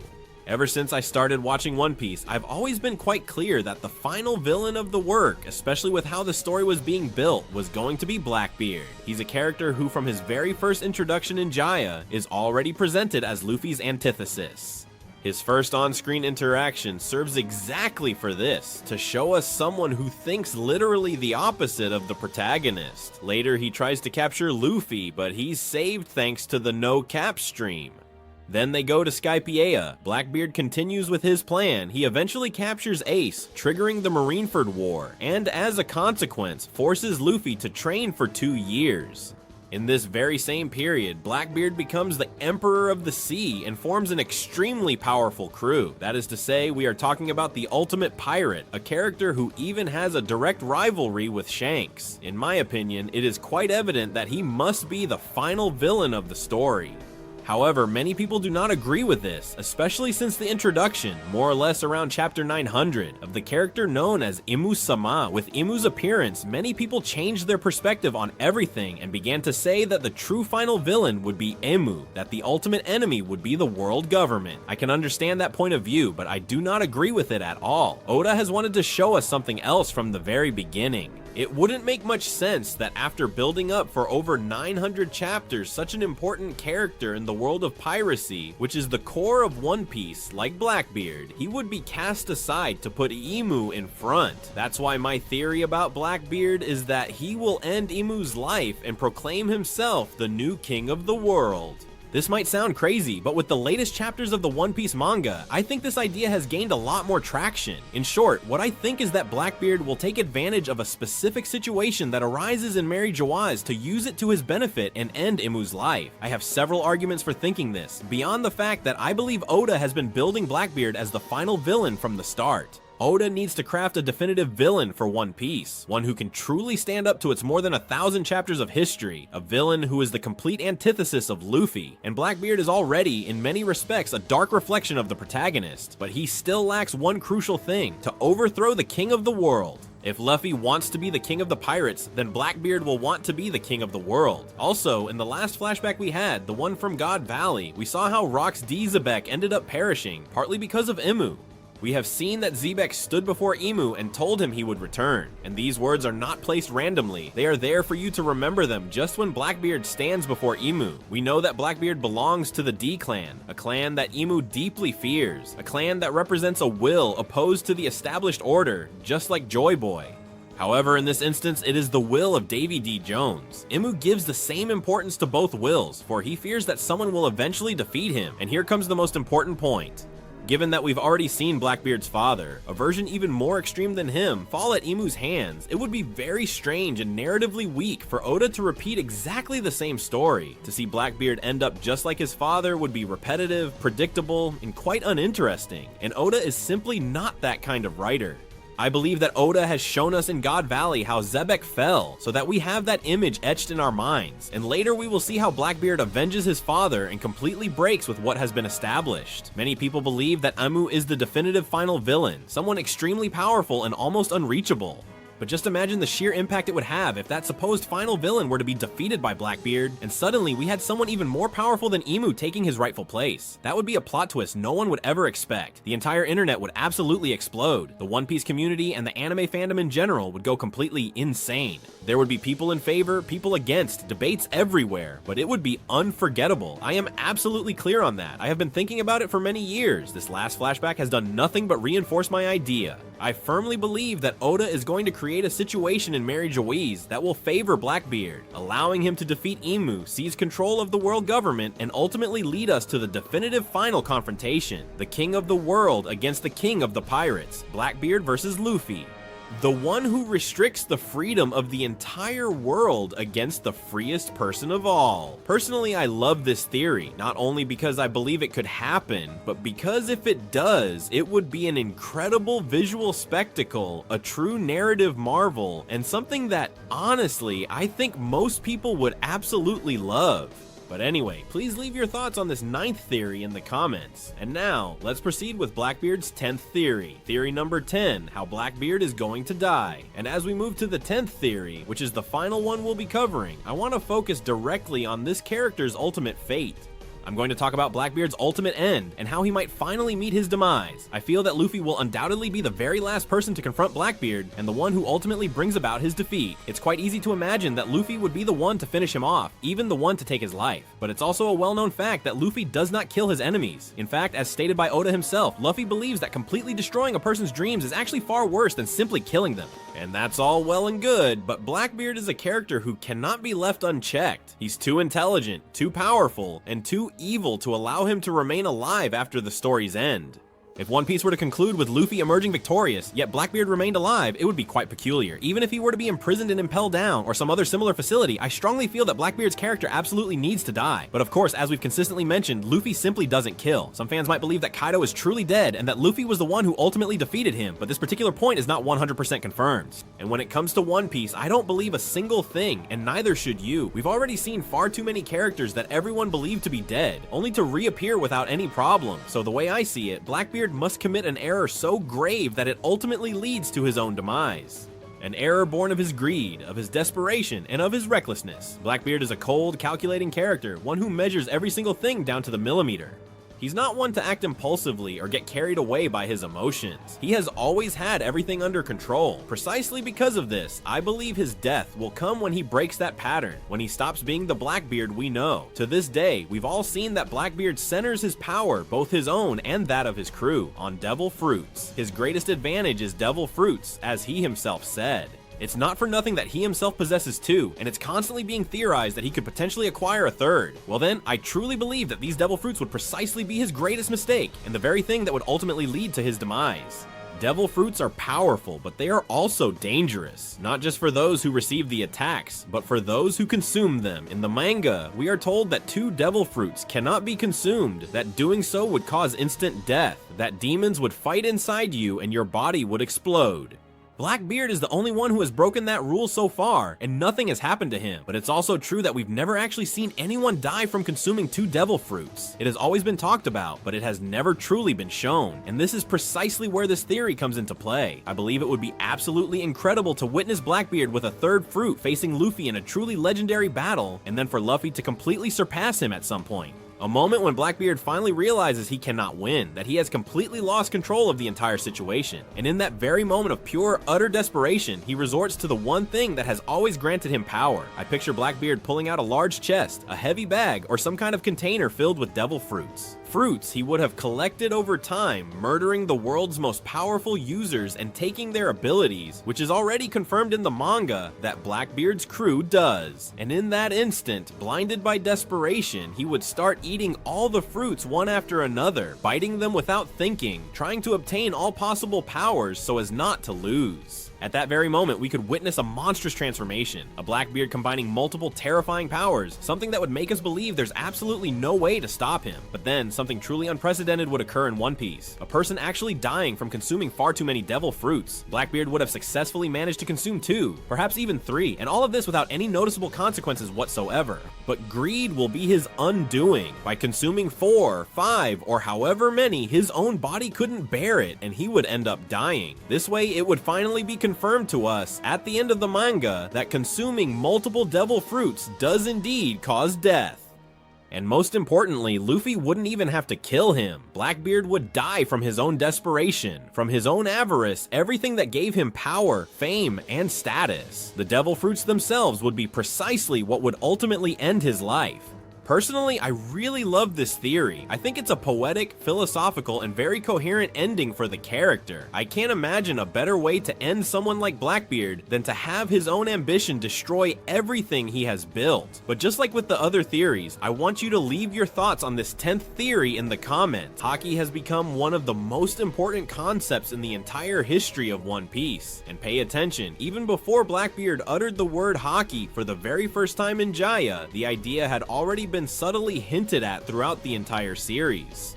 For example, when Shanks startled the Sea King with a single powerful shout, or when Zoro managed to truly feel the very breath of nature within his swords. Even so, there are still many things about Haki that we don't fully understand. What the hell exactly is Haki, and why is Haki so incredibly effective against the abilities of devil fruits? Could Nami actually be a Haki user or not? And when we're talking about Haki, probably the most important figure of them all is Imu. Think about it. Not even an individual as formidable as Rocks, despite his incredibly potent Haki, could withstand the Domi Reversi technique. This clearly indicates that Imu possesses a Haki so utterly overwhelming that it has the capability to completely nullify Rocks' own Haki, which itself is powerful enough to maintain a Devil Fruit's abilities active, regardless of any situation. And from this, I've drawn a singular, undeniable conclusion. Imu is Haki personified. So in this video, I'm going to thoroughly break down the mechanics of Haki, and from that point, I will delve into the true nature of Nerona Imu. Let's begin with the fundamental idea behind the concept of Haki. Just consider the word Haki itself. It is composed of 2 distinct kanji characters, Ha and Ki. The kanji Ha is the same one used in words like hegemony or conquer, and it conveys the idea of dominating others or imposing oneself with superior force. And the kanji Ki is an abstract concept in Japanese that refers to things like spirit, energy, atmosphere, or one's mental state. So originally, Haki refers to a kind of very powerful willpower, the overwhelming aura that a person emanates. But how does One Piece define it exactly? According to the series, Haki is the power of will that exists within every single human being, and that includes all races, fishmen, giants, everyone. More specifically, it's a general term for invisible sensations such as presence, fighting spirit, intimidation, or killer intent. Basically, it's the energy, the mind, the inner strength that circulates within you. If we observe the effects of armament Haki, like when you harden your arms or legs until they become as hard as steel, or the way observation Haki even allows you to see a bit into the future, it's easy to confuse Haki with some kind of special power, like a devil fruit, but that's not its true essence. At its core, Haki is simply an extension of willpower. Have you ever heard anything like this? When someone is facing extreme danger, their senses sharpen, and it's like time slows down. Scientifically, it's not that time literally slows down, but your brain speeds up, adrenaline kicks in, your focus narrows, and your senses sharpen. A perfect example is Zoro's fight against Mr. 1. Dad Bones. It is at that very moment when Zoro is able to feel the breath of the stone and the trees all around him. It's very likely that being pushed right to the brink of death sharpened his senses and caused him to awaken his Haki later on. Kobe also seems to have awakened his observation Haki during Marineford, after the emotional impact he suffered right in the middle of the battlefield. In the world of One Piece, Haki is broadly divided into 3 types: observation Haki, armament Haki, and conqueror's Haki. In translations, the original nuance is often lost, but in Japanese, each of these specific names carries a kanji character that directly signifies color, which is pronounced shoku. Metaphorically speaking, color within this particular context also conveys the meaning of type or category. Even though Haki is fundamentally understood as the power of one's will, these 3 distinct forms are simply different colors, representing unique expressions of that very same underlying spiritual force. There is an interesting detail that you can only notice in the colored versions of the manga. In One Piece, especially when it comes to Conqueror's Haki, the aura is different depending on the character. Shanks, Roger, and Luffy all show their Conqueror's Haki in a distinct red color. Zoro's is green, Big Mom's is pink, and Kaido's is purple. This visual difference likely intends to show that each person's Haki has its own color, its unique nature. Rayleigh himself explains it like this: most people gravitate towards the Haki color they excel at. Discover which color suits you best and focus on developing it. If you strengthen each color, you will broaden the variety of things you can do, and the part I want to highlight is the effect of Luffy's Conqueror's Haki.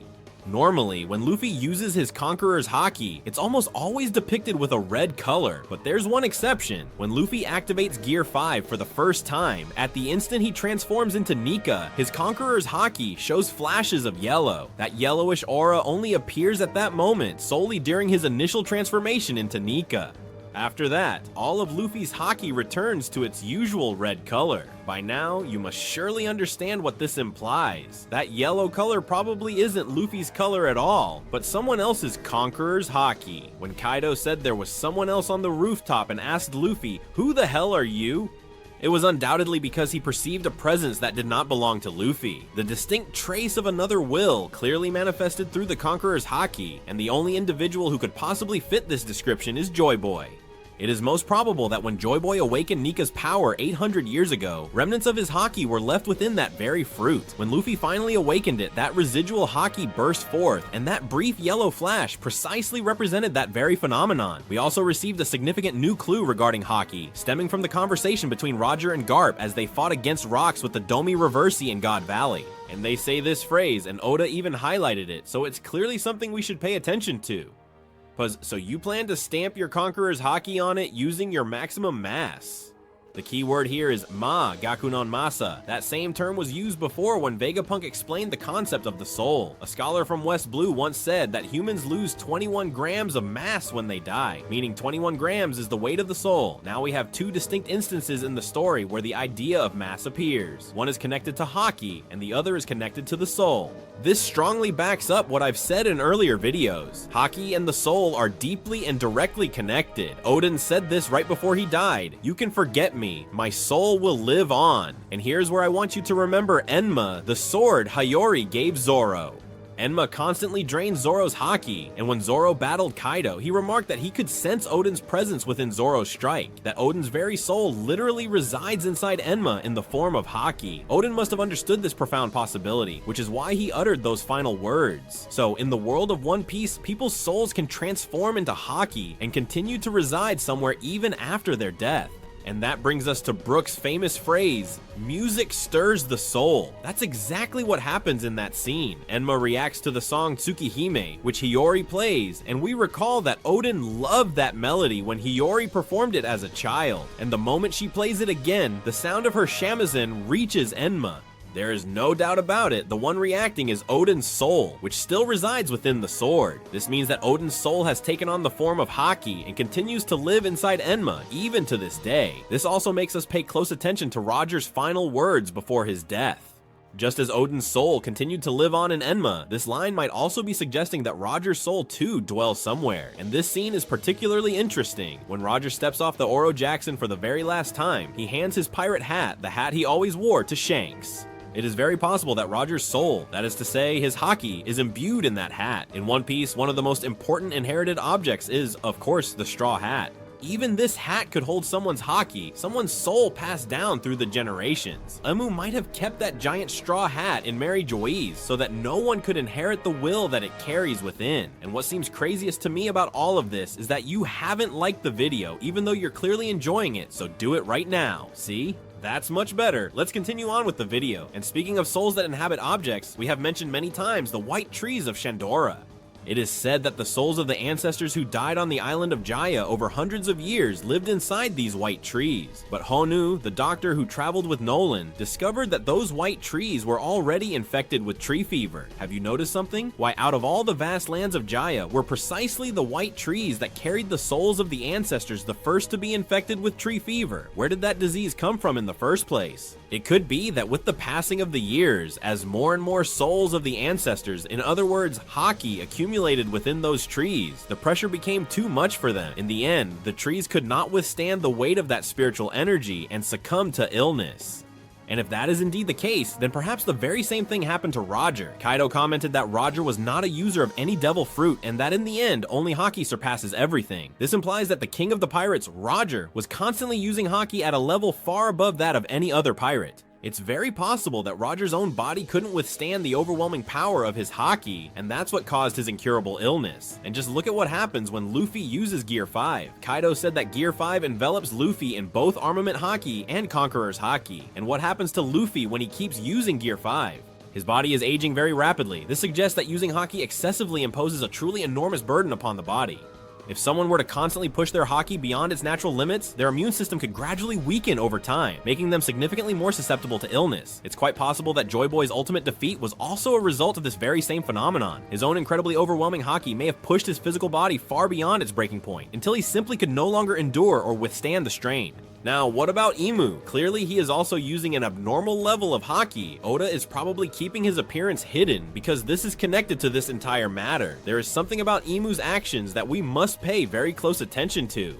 Whenever Emu travels and moves throughout the world, he does not appear by way of the abyss like the God's Knights or the Five Elders do. Instead, he manifests by possessing the body of someone else. Basically, it could be said that Emu already possesses a power of another level, one that doesn't even depend on their body wearing down, and almost with total certainty it's thanks to the devil that has latched onto them. Literally, Emu must have made a pact with that devil, giving up their own soul by allowing a parasitic devil to cling to a soul that already possessed the world's most powerful Haki. The being that we now know as Emu came into existence. That's why Emu can freely separate their body and soul, something no ordinary person could ever achieve. The power that keeps me alive isn't my organs or my muscles, it is my very soul. This statement applies perfectly to Emu as well. Brook can also move in soul form, but the great difference between him and Emu is that Brook doesn't possess Conqueror's Haki, and Emu certainly does. Conqueror's Haki is something that cannot be trained. You can only learn to control its power, and it grows exclusively as the individual matures. So, if my hypothesis that the soul is equivalent to Haki is correct, then Emu is essentially capable of transforming his soul directly into Haki, granting him the greatest degree of Haki control throughout the entire world of One Piece. Brook once said, "My soul emits an energy that is almost solid, so it can remain in this world." The soul of Emu has existed in the world of the living for 800 years. If her soul has been radiating energy all that time, naturally that energy would have been refining itself over the centuries until it became the most powerful kind of Haki. With that idea in mind, watch this scene. Luffy unleashes Joy Boy's Conqueror's Haki on Egghead. Immediately after, Emu senses Joy Boy's presence and begins to tremble. This means that Haki can travel instantly, even across almost the entire planet, and when Conqueror's Haki is activated, it produces a visual lightning effect.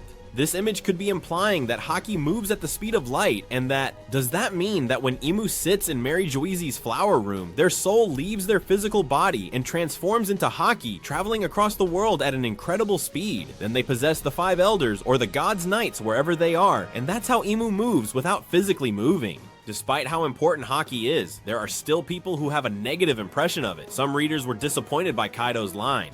Ultimately, Haki surpasses all, and I truly understand that. One of the most enjoyable aspects of One Piece has always been how clashes between different devil fruits can completely change the outcome of a fight. Even abilities that at first glance don't seem to be designed for combat can overcome something far more powerful depending on how they are put together. If everything were decided only by Haki, we'd lose that surprise factor, and the story wouldn't be so exciting. But recently, we've learned something important. The fact that someone has very powerful Haki doesn't automatically mean they're the strongest. I'm sure two scenes immediately came to your mind. The first is the phrase I mentioned earlier, "Don't doubt yourself." That is strength. As I explained before, the essence of Haki is the power of will. So no matter how powerful someone's Haki might be, if their mental state is unstable, if they are feeling anxious, confused, or even afraid, then the Haki they attempt to use can be completely neutralized. In fact, we have witnessed this many times throughout the series. Garp once told Kazan, "A man who hesitates is weak." And during the Marineford War, the very reason Garp couldn't stop Luffy was because at that crucial moment he was filled with hesitation. Zeph, who used to be a pirate in the Grand Line, explained the same idea. In a life or death battle, the moment someone cowers at the thought of dying, they crumble. I believe Zeph said that because he understood the true nature of Haki. Ultimately, that slight tremor in the heart is exactly what robs a person of their willpower. A perfect example is Sanji and Black Maria's interaction. Sanji can use his armament Haki to protect himself, but he himself admits that against a woman, his armor turns soft. Partly it's because he doesn't want to harm a woman with his Haki, but at the same time, his mind gets altered. You know how nervous and perverted he gets, and that throws him off balance. His emotions are wavering, and that prevents his Haki from working at its full potential.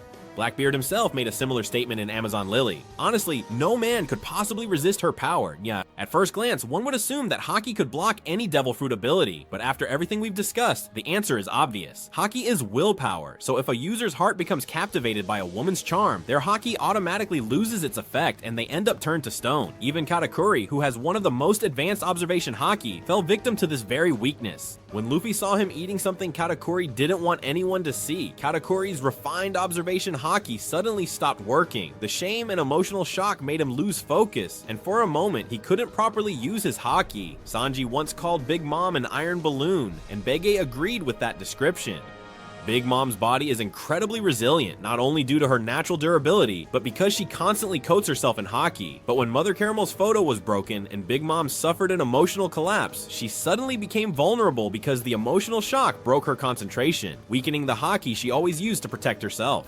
There's also an example from Gact, where Luffy, whose body is rubber, ends up completely beaten by Nami, and Nami can't even use Haki. But even that comes down to Luffy's mental state. When Luffy heard Absalom plan to marry Nami, he casually remarked, "Wow, marrying Nami, you've gotta have guts." So for Luffy, seeing Nami furious basically scares him. Oda even responded to a question about why Nami's punches work on Luffy's rubber body, and he said, "When someone hits a nakama, it's a form of discipline.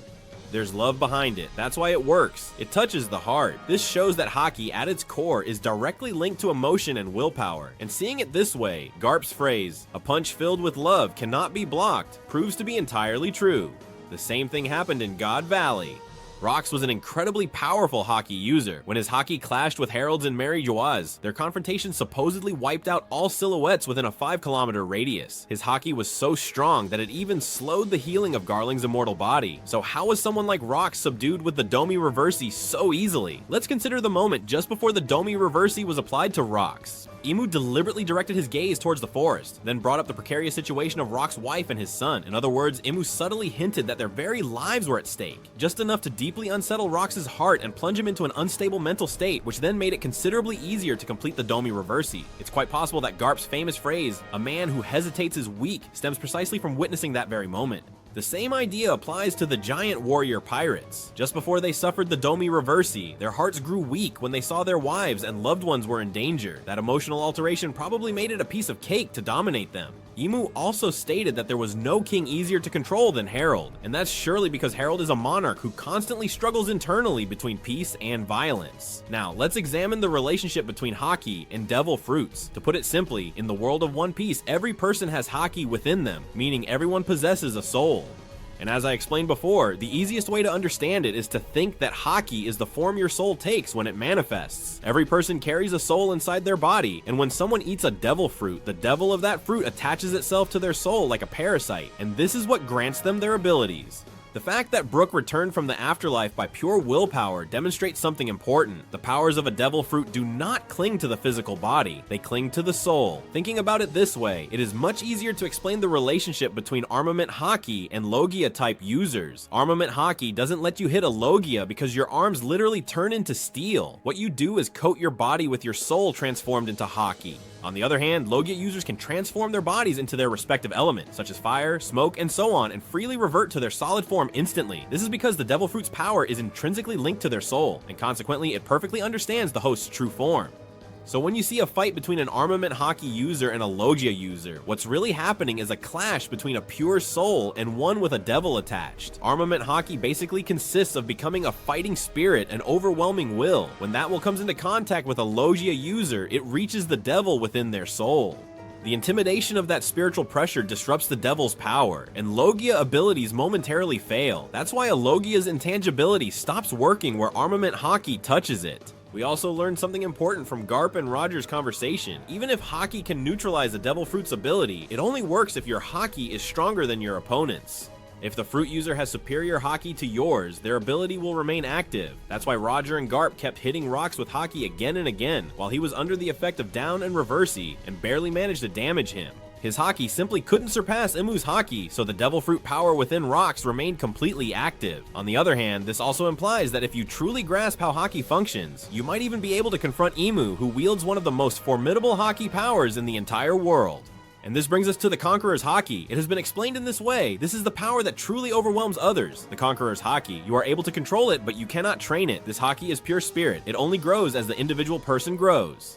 So this Conqueror's Haki is essentially the brute force of a person's very soul, used to impose their will on others. And since Haki reflects the state of its user's heart, dominating someone with Conqueror's Haki can plunge them deep into fear, which naturally weakens that person's own Haki's potency. The clearest example is the confrontation in Chapter 1122, Joy Boy's King's Haki against Imu's devil-infused will. It's most probable that Joy Boy's Conqueror's Haki surpassed the sheer mass of Imu's Haki. That's why the 5 elders of the Gorosei, who were approaching in their yokai forms from Mary Guaz, heading towards Egghead, suddenly reverted to their normal appearances and were compelled to retreat all the way back to Mary Guaz, and Imu was quite clearly trembling with palpable fear. That profound fear, that deep instinctive terror directed towards Joy Boy utterly weakened Imu's fighting spirit. Once Imu's will faltered, the Haki flowing from him dropped, and Joy Boy's Haki then overwhelmed him. As a result, the devil's power attached to Imu's soul was neutralized. So who will defeat Imu? Someone who possesses one of the most powerful devil abilities and top tier Haki. I believe that person is Blackbeard. Recently on Twitter, it was trending that Blackbeard is actually the first character in the entire series to mention Haki, although the translations of the time didn't reflect it well. Before heading to Skypiea, he sensed Luffy's Haki and realized that Luffy was not someone who deserved merely a 30 million berry bounty. Later, when he reunited with Luffy and Impel Down, he even stated, "Your Haki has grown since the last time," demonstrating his keen ability to read Haki in others. The idea that the first character to introduce the concept of Haki is the one who ends up using Haki to defeat the pinnacle of the world government sounds like a perfect narrative closure. And remember, Blackbeard and the world government practically debuted at the same time during the Jaya arc. Their simultaneous introduction feels quite intentional, as if Oda were hinting at their connection right from the very beginning. In the God Valley flashback, Rox met his end feeling frustrated and utterly defeated. In One Piece flashbacks, typically a character suffers a tragic defeat or some great injustice, and then Luffy defeats the enemy in their stead. But this time around, Oda appears to be writing something entirely different. It gives the distinct impression that Blackbeard, who most likely inherited the will of Rock's idea, Zebek, he's the one who will defeat Imu. By the way, the English translation has Blackbeard saying the Yami Yami no Mi can absorb devil fruits, but the original version doesn't say devil fruits, it says the devil's power. What exactly does this mean? That even abilities like Imu's, powers that clearly transcend the normal category of devil fruits, could be stolen by Blackbeard's darkness, and after that, Blackbeard would probably absorb the devil fruit power that is parasitizing Imu's very soul and then become the true final boss. But there is a problem. Blackbeard possesses strong Haki, yes, but it's quite hard to imagine his Haki being at Imu's level. And if his Haki cannot surpass Imu's, then no matter how powerful the dark fruit is, it couldn't absorb Imu's demonic soul. So what's the alternative? One realistic possibility is to weaken the output of Imu's Haki, as we have discussed. Haki is the direct reflection of a person's spirit or will, so if a user's heart is unstable or afraid, their Haki will naturally weaken. This is exactly how it works, and the perfect example was the scene we witnessed earlier. This means that fear itself could be one of the crucial keys to fight against Imu's power. In the Elbaf arc, the title, What Scares Me, was used twice, and I'm convinced that this is a significant clue. Fear is the weakness that can break Imu's Haki. The concept of fear becomes extremely revealing when we analyze the battle between Zoro and Monet. Zoro didn't actually strike her, he simply instilled fear into her heart, and that single action was sufficient to completely paralyze her. Tashigi sensed this immediately and stated, her body is not moving. It's the fear of facing someone overwhelmingly stronger. That reaction is very similar to how God's knights regenerate more slowly when cut by Conqueror's Haki. It suggests that Conqueror's Haki is fundamentally linked to fear, and that fear weakens the effect of Devil Fruit abilities. So, the manner in which Blackbeard defeats Imu will likely be by exploiting this particular property. Haki weakens when the heart is completely overcome by fear. The question then is, how do you instill fear in Imu? Well, Rock's already provided the answer. Who is more frightening, Davy Jones or Joy Boy? Those two are Imu's greatest fears. We've already seen Imu tremble just by sensing Joy Boy's presence, so it's entirely plausible Imu would fall into that same state if Blackbeard, through him, makes Imu sense Davy Jones's presence. Now, why does Imu dread Davy Jones so much? I believe the reason lies in Davy Jones's unique ability, something only he possessed. And the biggest clue is the explanation Robin gives regarding Davy Jones. All the ships and treasures that sink to the bottom of the sea end up stored in his locker. This implies that Davy Jones's own body functions as a locker, a vessel capable of containing lost souls. I believe it's very possible that this ability has been passed down to Blackbeard. After all, Blackbeard can consume multiple devil fruits, and the reason this is even possible might be that his body functions much like Davy Jones's locker, a place that is able to house multiple souls within its depths. At one point, Ace posed the question, where exactly does Thatch's soul go after he is killed? Perhaps he feared Thatch's soul would be trapped inside Blackbeard forever. And in real-world history, Blackbeard was known as Edward Teach, but he was also called Edward Thatch. So symbolically, it fits, let the world of One Piece allow the three souls of Teach, Thatch, and Edward to coexist within Blackbeard's body. By the way, in Japanese, locker and rocker are written the same. And when you think of a rocker in One Piece, you think of Soul King, Brook, a musician who literally manipulates people's souls. Indeed, on the cover of chapter 1098, the word rock is written behind Soul King, so we have an interesting parallel, a Blackbeard carrying a locker full of others' souls, and a rocker, Soul King, controlling the souls of the living. Another major clue regarding the Davy family's connection to soul-related abilities was recently revealed.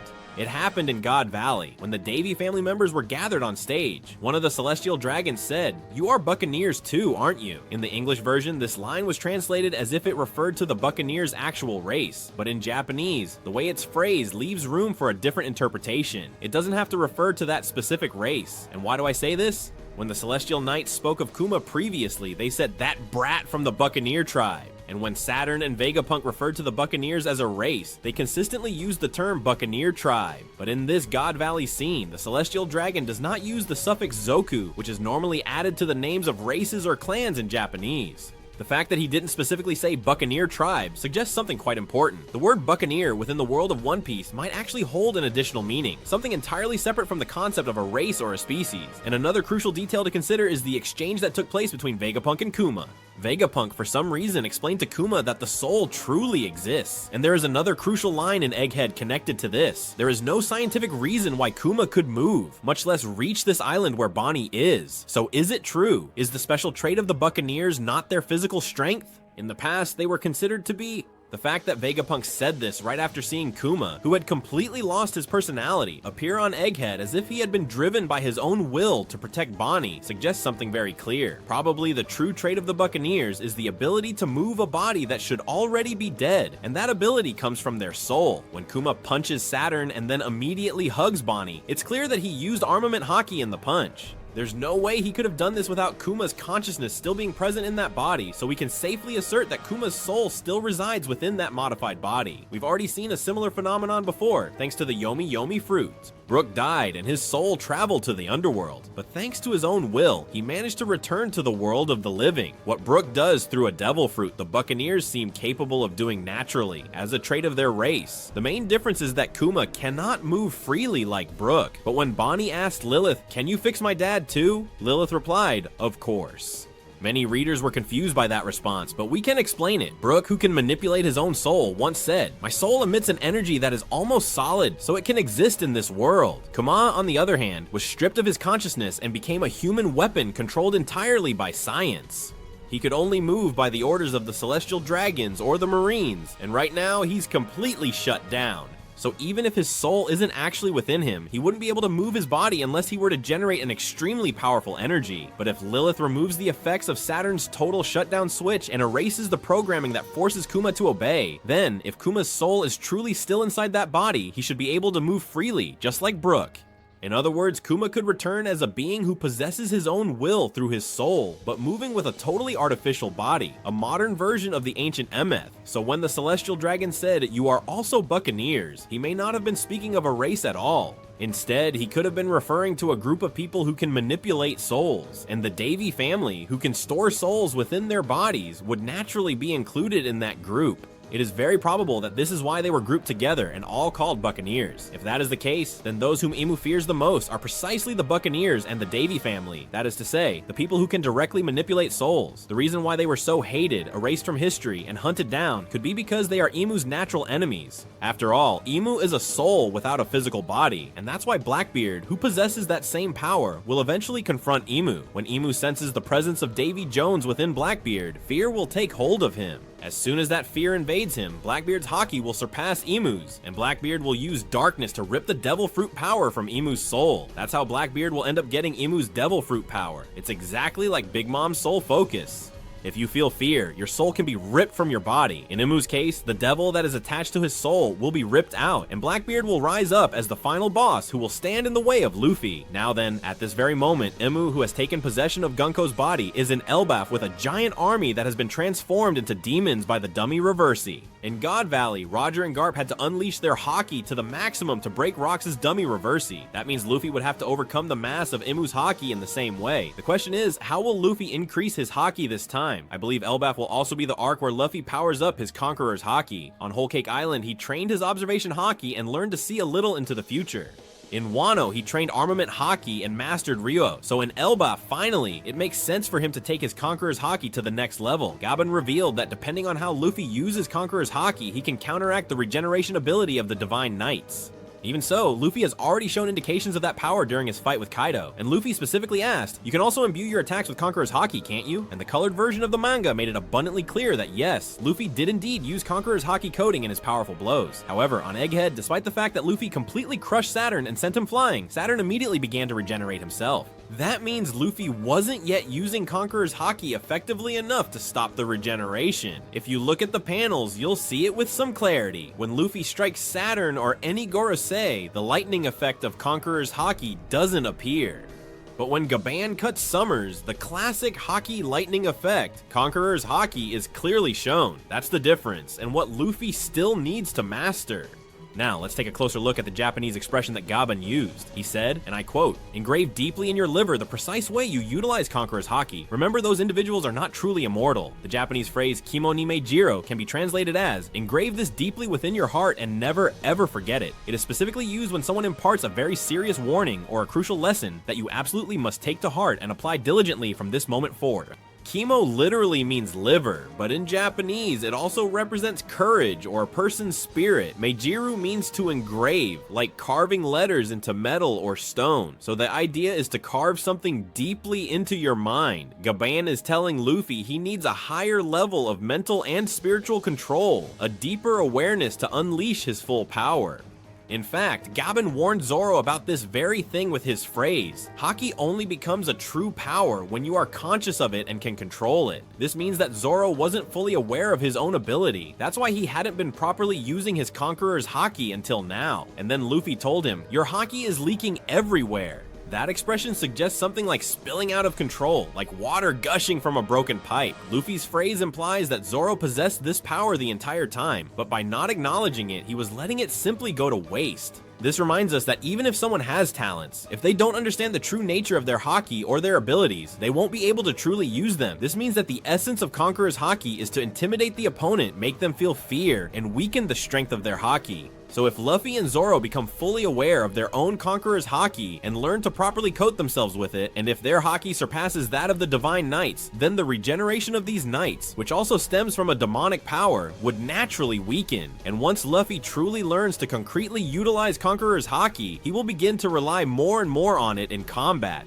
If that happens, the risk of him developing an incurable disease like Roger's becomes very real. Abusing such overwhelming Haki could push his body beyond its limits, and that is precisely where Chopper would come in. Chopper followed Gaban to the underworld after Gaban fell, but Chopper and Gerd also stayed behind to care for Gaban. It's quite likely that here Chopper will acquire medical skills or techniques from the giants, and perhaps even gain insights into medicine from Gaban himself. Gaban isn't a doctor, but when Roger fell ill, he remained with Roger up in the mountains, actively protecting him from those pirates who were coming to assassinate him. This could have very well occurred right before Crocus officially joined their crew.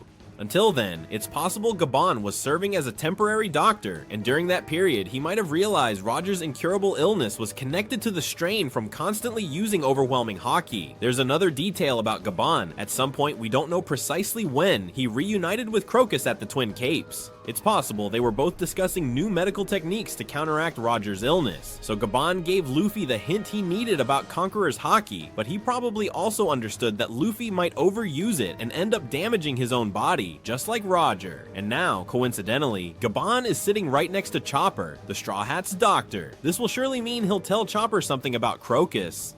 Laugh Tale is probably located somewhere near the very deepest part of the New World, right around the Red Line. After Luffy finds it, his body might start to collapse, and he could become gravely ill, just like Roger did. And at that exact moment, while Brook is meeting Laboon, Chopper would meet Crocus and learn the necessary treatment to save Luffy's life. That might be the path Oda is preparing for them. By the way, there's one more ability Luffy needs to master: the power to hear the voice of all things. It's not confirmed to be a form of Haki, but given that its essence is to perceive presences, we can consider it an extension of Haki, and I believe this ability is what will ultimately guide him to Laugh Tale. The clue is in this scene. Even though Luffy couldn't see him with his own eyes, he said, "Chopper is falling." It's as if he could sense Chopper falling from the surface world. Luffy himself was confused. He didn't know how he knew it was Chopper, but that's precisely why I think it's a sign. A sign that he's starting to awaken the ability to hear the voice of all things, which is the same power Roger was said to possess. For example, in Wano, when Shanks unleashed that overwhelming Haki, Luffy smiled and said, "A familiar face just popped into my head."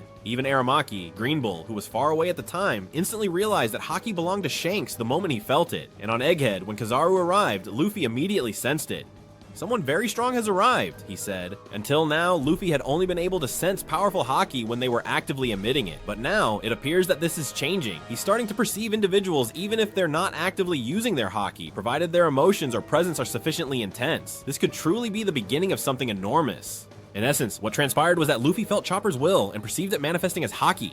Now, I know exactly what many of you must be thinking. Wait a minute, but Chopper can't even use Haki. If you have followed this video all the way through, the answer should be quite obvious. It is not some kind of special superpower. It's a natural part of every living being. The majority of people simply never realize that they possess this power or never manage to bring it out. At the very least, everyone has a presence, what in Japanese we would call Kai or fighting spirit. Now, watch Chopper as he falls. You can clearly see how desperate he is to save Gaben.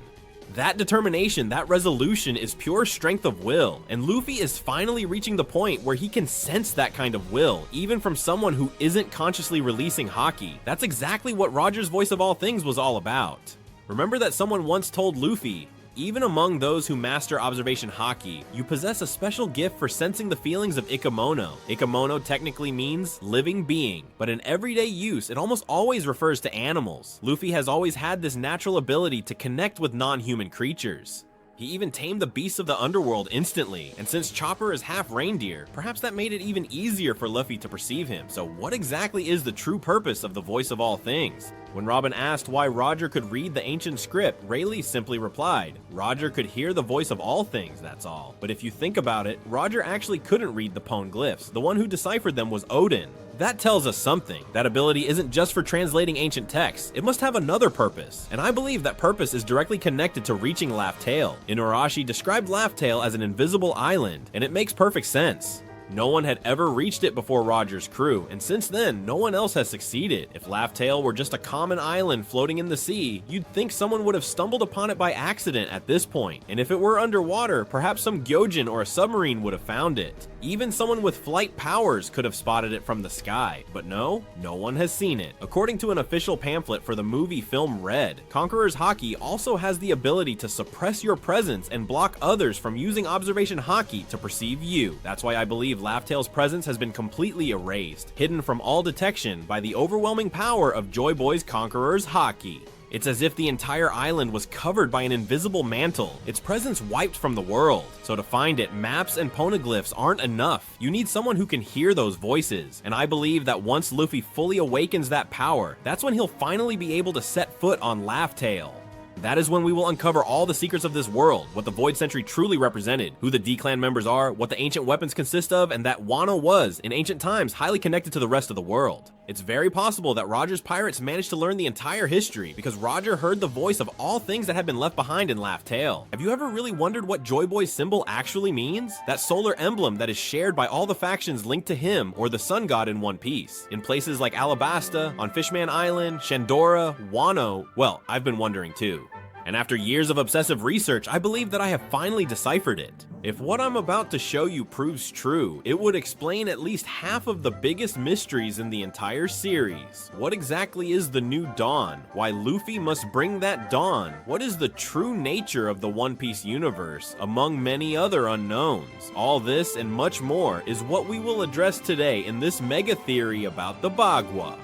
Get ready, because this is going to be quite dense and lengthy, and honestly, we really need to cover absolutely everything to get the full picture. But I can promise you that it will be well worth your time, and I also know that many people absolutely love these kinds of longer videos, and in fact, they mostly put them on when they're going to sleep, when they're eating, or doing anything else. You know, as always, good night or bon appetit, and I'd love for you to tell me in the comments what you're doing while this video is playing in the background, because you know I love reading your messages. Obviously, this kind of video takes a lot of work, so I'd really appreciate a big like and a subscription. And now, let's start the video. We will begin with the tiny spark that ignited this monumental theory, and we will conclude by unveiling a secret that could completely transform our comprehension of the world of One Piece. Are you prepared? Then let's commence. It all started by seeking novel approaches to understanding the mysteries of the past. While investigating how the poneglyphs might be deciphered, a truly intriguing idea emerged. What if the key to deciphering the road poneglyphs was to superimpose the rubbings of their inscriptions, thereby revealing a hidden message? After all, attempting to triangulate the precise location of Laugh Tale using the poneglyphs doesn't really make much sense, considering those stones have been constantly changing islands over time. However, that particular theory by itself still didn't provide us with a truly definitive answer. We needed another perspective, something radically different, perhaps an inspiration from antiquity. So I decided to explore classical literature in search of clues, and one work immediately caught my attention: Journey to the West, one of the oldest novels in the world, which ironically has inspired countless fictional characters, from Son Goku to our beloved Luffy. And bingo, we've discovered something crucial. In this legend, there's talk about the Immortal Stone. Just hearing that name already gives you goosebumps, and it fits too well with the poneglyphs, which are stones that are immortal as they endure for centuries. But the true revelation came when reading the description of that stone. According to Journey to the West, the Immortal Stone would be at the summit of the Mountain of Flowers and Fruit. A detail that struck me as very suspicious because of its narrative parallels. Consider Emu seated in the flower chamber high above the world. A mere coincidence? Let's delve deeper then. From that very stone, the Monkey King, Sun Wukong, was born, and it's said the rock channeled the energy of the heavens, the yang, and of the earth, the yin. And let's discuss this for a moment. We all know the concept of yin and yang, that globally famous symbol of black and white intertwined. Well, the Immortal Stone embodied both energies, heaven and earth, within itself. But there's even more. This stone had 8 holes, which represented the 8 trigrams. If you're a fan of shows like Naruto, you've probably heard of the 8 trigrams, the Bagua. These are the mystical symbols that Hinata, Neji, and others mentioned with their palm attacks. It turns out that Bagua trigrams don't just appear in ancient Chinese culture, but they've also inspired tons of elements in anime and fiction, and One Piece is no exception. When I discovered this reference in Journey to the West, I got incredibly excited. I was hoping, perhaps, for a small connection to One Piece, a little hint, but I was completely mistaken. It permeated absolutely everything. That clue regarding the 8 trigrams, it just absolutely opened up everything before my very eyes. Initially, I only wanted to solve the enigma of the poneglyphs, but I ended up stumbling onto something far, far greater. Could it be that I've uncovered the secret of One Piece itself? Oh, overstated? Alright, stick with me here. We discovered that not only could a message be read, superimposed with the 8 trigrams, but that the very arrangement of these trigrams is, in itself, a very specific symbol. A symbol that, in some way, we had completely overlooked all this time, despite having been right under our noses for years throughout history. That symbol turned out to be the answer to an ancient enigma, connecting many scattered pieces in the puzzle that is One Piece, tying up loose ends that have been decades in the plot. Do you want to know what that great symbol is that blew my mind? The Bagua. Yes, the diagram of the 8 trigrams of the I Ching. Immediately, if you happen to be a fan of theories and symbology, you've probably already guessed why I'm so completely obsessed with this. It's the symbol itself, the hidden key. Still don't quite get it? Let me explain it to you. The Bagua is the traditional representation featuring the yin and yang symbol at its very center, surrounded by the 8 trigrams arranged in an octagonal shape. Exactly, it's the same symbol of the ancient kingdom that repeats everywhere. Many community theories had pointed out that an emblem with 8 circular figures appears on shields, religious items, things from various cultures associated with Joy Boy. All these tribes, clans, and kingdoms, from Wano, Elba, Fishman Island, and Alabasta, seem to use variations of this sun symbol with 8 points or circles. For a long time, we simply interpreted it as perhaps representing the 8 great allied nations of Joy Boy in the past. That 8-pointed sun symbol was in my mind the symbol of Joy Boy, something I knew had to have a great hidden meaning, but I had never associated it with the Bagua. Honestly, it still surprises me I didn't realize it before, because as I delved deeper into the information, it became incredibly clear that Eiichiro Oda has been using the Bagua and its metaphysical principles as central inspiration. I not only believe that this ancient symbol represents 8 kingdoms or factions united by Joy Boy, I believe that Joy Boy's very role in the One Piece universe is constructed around these principles derived from Eastern metaphysics. I know it's a huge claim, but trust me, and just wait. We're going to descend step by step along the path of the Bagua because the revelations are just beginning. Before continuing, it will be useful to briefly explain what the hell Bagua is and why it's so important. Perhaps the term sounds familiar because of Kaido's attacks, the Raime Haka, which was the Thunder Bagua, or the Shoryuken Haka, which was the Blazing Dragon Bagua. But don't worry if you don't have a deep understanding of Chinese symbology, astrology, or feng shui. It's normal that in the West, these concepts sound crazy to us, and we have no clue. So we'll break it down simply for everyone to understand. The 8 Bagua trigrams are symbols made of 3 lines, whole or broken, representing the fundamental duality of yin and yang in various ways. They are an essential component of the ancient Chinese text known as the Yijing, also known as the Book of Changes, traditionally used for the purpose of divination. The Bagua is actually a crucial divination tool in feng shui. Have you ever heard the expression, "don't disturb the feng shui"? It's about balancing spaces according to the Bagua, because these trigrams and their combinations are part of something much bigger, a cosmological system that describes how reality is divided from a unified whole into its complementary opposites. This concept is known as the Great Axis or Tai Chi, and One Piece is surely borrowing many ideas from it. Imagine the very beginning of everything as a single, absolute unity. According to ancient texts like the Yijing, from that original totality, duality emerged. Then came a quaternity, and finally an octavity. From 1, we transitioned to 2 opposing forces, then to 4, and then to 8. In Chinese philosophy, this process represents the cosmic creation, explained in a symbolic manner, and this is how the 8 trigrams of the Bagua come into being. To put it in simpler terms, the original text of the Yijing states, "With change, there exists the Great Axis. The Great Axis produces the paired forces. The paired forces produce the 4 aspects. The 4 aspects produce the 8 paths. That is, the Great Axis, also known as Tai Chi in Chinese, represents the complete totality of the universe, and it divides 3 times. First into 2, the yin and the yang, then into 4, and then into 8, which would finally be the Bagua. But why is this important? Because I am convinced that Oda has incorporated this idea of the Grand Axis into the story of One Piece. Think of the constant references to world cycles, eras that end and begin, like the dawn and twilight of the world. I even suspect that the 3 great eras, or 3 worlds that are hinted at in the story, which perhaps could be Nika's world, Joy Boy's during the Void Century, and Luffy's current era, might actually correspond to these cosmological divisions. The one dividing into 2, then into 4, and then into 8. The ancient symbol of Joy Boy's kingdom, with its 8 parts, might have been giving us this clue all along without us even realizing it. Let's first talk about this original unit. Tai Chi, or the Great Axis, is the complex totality, the fundamental principle containing the entire universe, including space and time. In Chinese philosophy, it's said to originate from Wu Jing, the state of axis absence, a formless void, without dimensions, infinite, essentially absolute nothingness. And when it begins to stir, the Great Axis, existence, is born. We can think of it as primordial duality emerging from nothingness. This might sound abstract to you, but in reality, One Piece has shown us echoes of this very idea. In Harley's famous text and in the mysterious mural that we've recently seen, phrases are spoken such as, "In the void, there was breath, in chaos, there was void." And it's practically the very same idea expressed by the I Ching. From within the void, the enormous axis emerged. It's too precise a coincidence. Let me put forth a more interesting idea here. It's possible that every world in One Piece's history has begun with that great axis, with that imbalance emerging from the void, just as Harley's poem suggests. If this is true, it would signify that every time a world cycle concludes and another one commences, this cosmological pattern is reset. For instance, when the first world ended, Nika's original era could have finally marked the end of one more turn in this cosmic wheel, preparing the start of the next world. Perhaps this cycle extends even further back than the first known world, revolving repeatedly throughout countless eons. It sounds crazy, I know, but One Piece has already hinted at cyclical events and recurring eras, and this would fit perfectly. Now I know what you're thinking. Okay, that's all very interesting, but tell me about Luffy, Joy Boy, Nika, and the gods. That's what matters. Don't worry, let's get to it.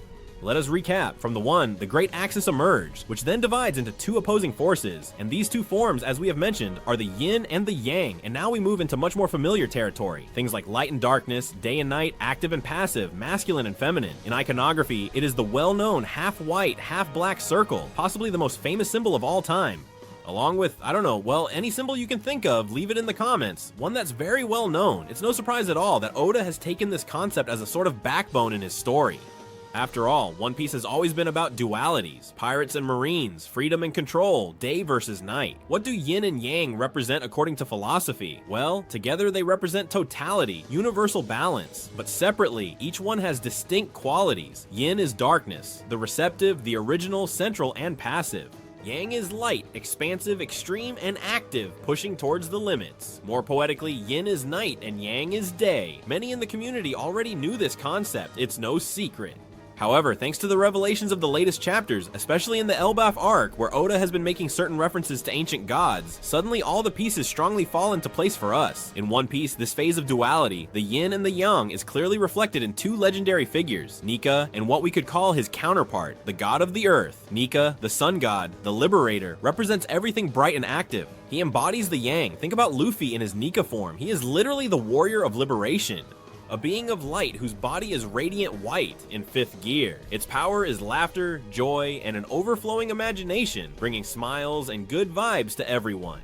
Even physically, his abilities are to stretch and expand without any limit. He's a rubber man who can stretch himself to the impossible, which perfectly aligns with the concept of yang, reaching the furthest confines, the most extreme points. Nika is like that cheerful, life-of-the-party type who truly lights up any room, but he's also fully capable of unleashing extreme destruction when it becomes absolutely necessary. In fact, the very giants of Elbaf themselves describe Nika as being both a powerful savior and a great formidable destroyer. The revolution and the radical transformation that Nika seeks to achieve are clearly extreme, precisely as befits the essence of Yang. It's no coincidence that when we see Luffy in Nika mode, his expression sometimes turns almost maniacal. Oda has shown him with unfocused eyes and a truly creepy smile, emphasizing that this power inherently comes with a wild and intense side. Literally, it appears that Nika's true powers are to stretch things to their absolute limit, to push everything to the extreme. By contrast, let's discuss the concept of yin. Yin represents darkness, the passive force, that which sustains and cools the feminine and earthly principle of the universe. All those traits fit too well with a certain shadowy figure, Imu, whom theories point to as the possible god of Earth. Who knows how little we truly know about Imu? Many clues suggest that Imu could be a woman. Yin is feminine. His presence is chillingly cold and dark, dominating all things from the deepest shadows, keeping the entire world oppressed. And the ancient Harley text describes the Earth God as cruel and enslaving, associated with infernal flame serpents that utterly destroy gods. Doesn't Imu sound like that, with those cold, dispassionate eyes that cruelly gaze from the empty throne? To me, it's absolutely crystal clear. Imu, or whoever the god of the earth may be, represents the yin. It is the darkness at the very center. In fact, there's even a rather curious astronomical coincidence. In the solar system model that we observed in Ohara, the central planet, located at the world's core, was enormous, as if the earth itself were the very center of the entire system. If that were indeed true, then in the world of One Piece, the god of the earth would literally be the absolute center of everything in that ancient cosmic model. Imu, occupying that central position in the world since Marie Joyce, fits with that image. Furthermore, Imu, or rather the god of the earth, seems to have harnessed some central power of the planet, something called the Forbidden Sun, extracting energy from the depths of the earth, as the mural suggests. It would explain what the original force is, the one that was already governing before Nika appeared in response to the prayers of the oppressed. In narrative terms, Imu, the yin, was present first, and Nika, the yang, emerged later to counteract him. Also, observe the pattern. The god of the earth acts indirectly and passively. He doesn't fight, but keeps the world enslaved. He sends others to do his dirty work, perhaps those hellfire serpents mentioned in the mural, and he simply waits. It's a classic yin power, silent control, and perverse stillness. Well, now we have a picture. Nika is the sunlight, the yang, trying to free the world. Imu represents the darkness of the earth, the yin, holding it down, keeping it oppressed. One Piece truly illustrates this duality across various levels. But now, here's a truly fascinating detail. In the philosophy of yin and yang, each side inherently contains a small seed of the other. That's precisely why, in the black and white symbol, there's a tiny dot of the opposing color within each half. This could potentially suggest that even the sun god Nika holds darkness within, and that perhaps even Imu might possess some light. What an absolutely wild thought. I really love this idea because Oda always plays with moral ambiguity. In the story, nothing is completely good and nothing is completely evil. Vegapunk himself says he can't confirm if Joy Boy, Nika, or Imu were entirely just or entirely evil. The same goes for pirates and marines. There are heroes and villains on both sides. Everything is a matter of balance and duality, right? In fact, the biggest test is happening right now in Elbaf. The Giants can't agree whether Nika is a hero or a destroyer. The very mythology of Elbaf itself describes Nika with that duality. This reinforces the idea that yin and yang intertwine even from the narrative. Let's continue to explore these natural dualities because they lead us to some very revealing connections in One Piece. Beyond light and darkness, there are many other pairs of opposites that emerge from yin and yang, which are quite relevant in the series. For example, fire and water. Does that sound familiar? Fire often symbolizes Joy Boy, Luffy, the sun, the eternal fire that would bring the dawn, while water symbolizes Imu. Let's not forget that Imu spelled backward is Umi, which in Japanese means sea, the forbidden sun against the endless ocean. We can even associate it with two gods from Skypiea, the god of the sun and the god of the rain. Another pair, expansion and contraction. That's almost a blatant wink from Oda. Luffy's power is to expand and stretch everything, while Blackbeard's is to contract and absorb all into darkness. His Yami Yami fruit creates a void that swallows. Luffy is indefinite expansion, again, yang, and Blackbeard is literally the darkness that limitlessly absorbs yin. It's like the sun's expansive force against a black hole's contractive force. Brilliant. Now, what does all this mean for the future narrative? Quite a lot. I believe we'll see that duality explicitly play out in the story. Perhaps in a grand flashback from the primeval world, or through revelations of the deep past, I imagine that eventually we will learn of the primordial war between the sun god and the earth god. If the theories are correct, this confrontation took place in the first world, a cycle even older than the Void Century. Yin, the darkness of the abyss, was used by the earth god and his creature, the infernal serpent. Yang, the light of the sun, was wielded by Nika to try and free everything, but the result is that Nika didn't fully win. Perhaps he wasn't strong enough to restore cosmic balance alone. That world ended in disaster. A cycle concluded with the dark side's victory, but the story didn't end there. As we'll soon see, the solution to finally defeat the darkness perhaps required going further to leverage even greater divisions of power, which brings us to the next step, the 4 aspects of the Bagua. Before we proceed, let me mention a curious detail about this theory that needs clarifying. It's something that's bothered me for a while about a certain translation. In Harley's text, the Japanese original, every time the sun god is mentioned, it appears in quotation marks, with a sarcastic or doubtful tone, and in the English translation that circulated, those quotation marks were lost, but they are very important. They suggest that Nika probably wasn't a real god, but rather a simple mortal who obtained the power of Yang, the power of the sun, and used that title of sun god somewhat jokingly or perhaps ironically. Perhaps that's why Oda insists on writing sun god in quotation marks, because Nika wasn't literally a god, but instead a person who became the very embodiment of the sun. Meanwhile, his enemy, the earth god, would indeed be a practically divine entity. This phase of yin and yang clearly has inspired a lot of symbolism in One Piece. And as soon as I realized all of this, I felt as if I had found the theoretical holy grail. The craziest thing is that even after finding gold with this, it turned out that deeper down there was an even greater treasure waiting for me, because yin and yang are just the beginning. If we return to the process that the Yi Jing describes, after the two forces come the four aspects, and it is here where things get even more interesting for One Piece. I am going to quote the ancient text again to refresh. I know it's just been a few minutes, but it's dense material. The great axis produces the paired forces, and these in turn give rise to the four aspects. These four aspects are traditionally known as Great Yang, Lesser Yin, and Great Yin. Each of these is associated with a cardinal direction and a mythical creature. This part is fundamental because it turns out that One Piece has incorporated all these elements in a surprisingly direct manner. Within Chinese mythology and cosmology, the four principal aspects are connected to the four cardinal directions and to four celestial symbols or sacred animals, which are also referred to as the four astrological symbols. They are the red phoenix of the south, the blue dragon of the east, the white tiger of the west, and the black tortoise of the north. Perhaps you've seen these creatures referenced in other anime, as Japanese authors adore them. Well, Oda has also played with them in One Piece, and they're an integral part of the story. We'll examine each aspect one by one and how they chillingly align with the elements of One Piece. The Great Yang, the south, represents the summer solstice, which is the year's longest day, the ultimate expression of light. It corresponds to the south, the highest degree of solar light. His creature is associated with the Crimson Phoenix, and its element is fire. Does that sound familiar? This just screams Joy Boy and Luffy all over. Think about it, Luffy's Gear 5 awakening happened after a symbolic death and rebirth, literally like a phoenix rising from the ashes.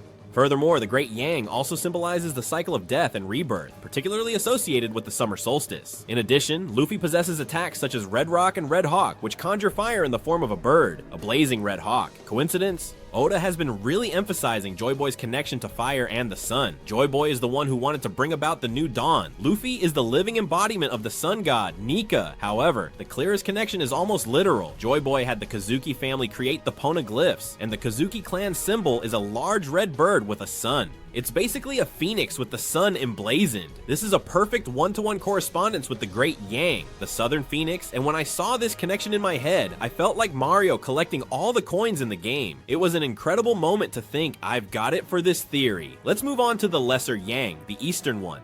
It represents the spring equinox, when the day begins to lengthen. It is associated with the east, from where the rising sun comes, and its creature is the blue dragon. Its traditional element is wood, so blue dragon. Surely when you've thought of dragon and blue, you've thought of Kaido. Well, bingo, Kaido is literally a blue dragon. But wait a moment, because something even more interesting is coming. I won't delve into Kaido just yet because the topic of Kaido and the Bagua is so critically important that it deserves its own dedicated section later on. Kaido is one of the central pieces for understanding Joy Boy's final plan, so later on we will dive into everything about Kaido in great detail. Please be patient, we will get to him very soon. Just keep this in mind. Kaido, the Oriental Dragon, embodies many aspects of the Lesser Yang or Minor Yang, and that intimately connects him with Joy Boy. But we'll leave that in suspense for a moment. Let's go with the Lesser Yin, the one from the west. It symbolizes the autumn equinox when night begins to gain ground. Its direction is west, its creature is the white tiger, and its element is metal. Here I must admit that in One Piece we still don't know a very clear parallel for what would be the white tiger of the west, in canon at least, because there is a non-canonical character from a movie who curiously could fit, Zephyr Zeta, the ex-admiral, who had a warship called the White Tiger. But since it's not official canon, let's take it with a grain of salt because Oda might be reserving the White Tiger for a later time. Or perhaps this Western metal position will be integrated in a different way. For example, we could imagine that the Earth God, Imu, should fit with the metal element by process of elimination, since the other gods fit well. Forest, wood, sun, fire, and rain, water. However, technically, the god of Earth would represent the Earth's core, more than the metal. It's curious. Later, we'll revisit this question of the fifth element, the metallic core, because there might be an ace hidden in the story regarding this. Let's move on to the Great Ying, the one from the north.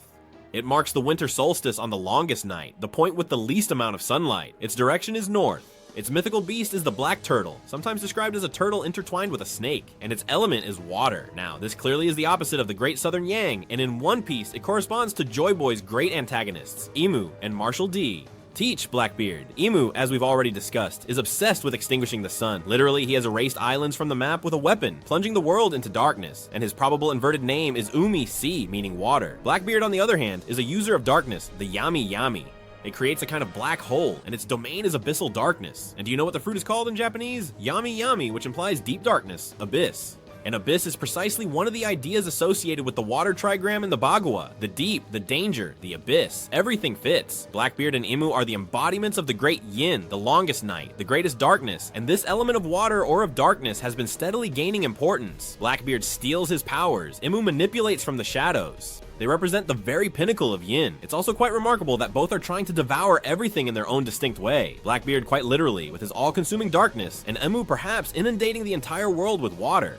This is already very much aligned with the Great Yin's phrase. As you can see, each of these four figures, the phoenix, the dragon, the tiger, and the turtle or serpent, has a specific parallelism in One Piece, and with them the elements fire, wood, metal, and water, which relate to the gods and key characters. The god of the sun, the god of fire, the god of the forest, of wood, the god of rain, the water, and only the unknown of that metal, the tiger, and the earth would remain. But I'm getting to that now. What we've just done is associate the four aspects of the Bagua with various components of the One Piece world and characters: Joy Boy, Luffy, Imu, Blackbeard, and Kaido. Symbols: the four legendary gods of Scipioea and the world, and even the four oceanic directions: north, south, east, and west. Isn't that incredible? Personally, when I unraveled these parallels here, I thought I was finally getting concrete results from all this research. Remember, I originally set out to study this because I thought the four aspects could tie in with the four road poneglyphs, and it certainly seems they do. In fact, not just with the poneglyphs, they fit with so many things in the series. This is the signature of the book, of the classic of changes embedded in the world building of One Piece. Oda has really gone all out with these references.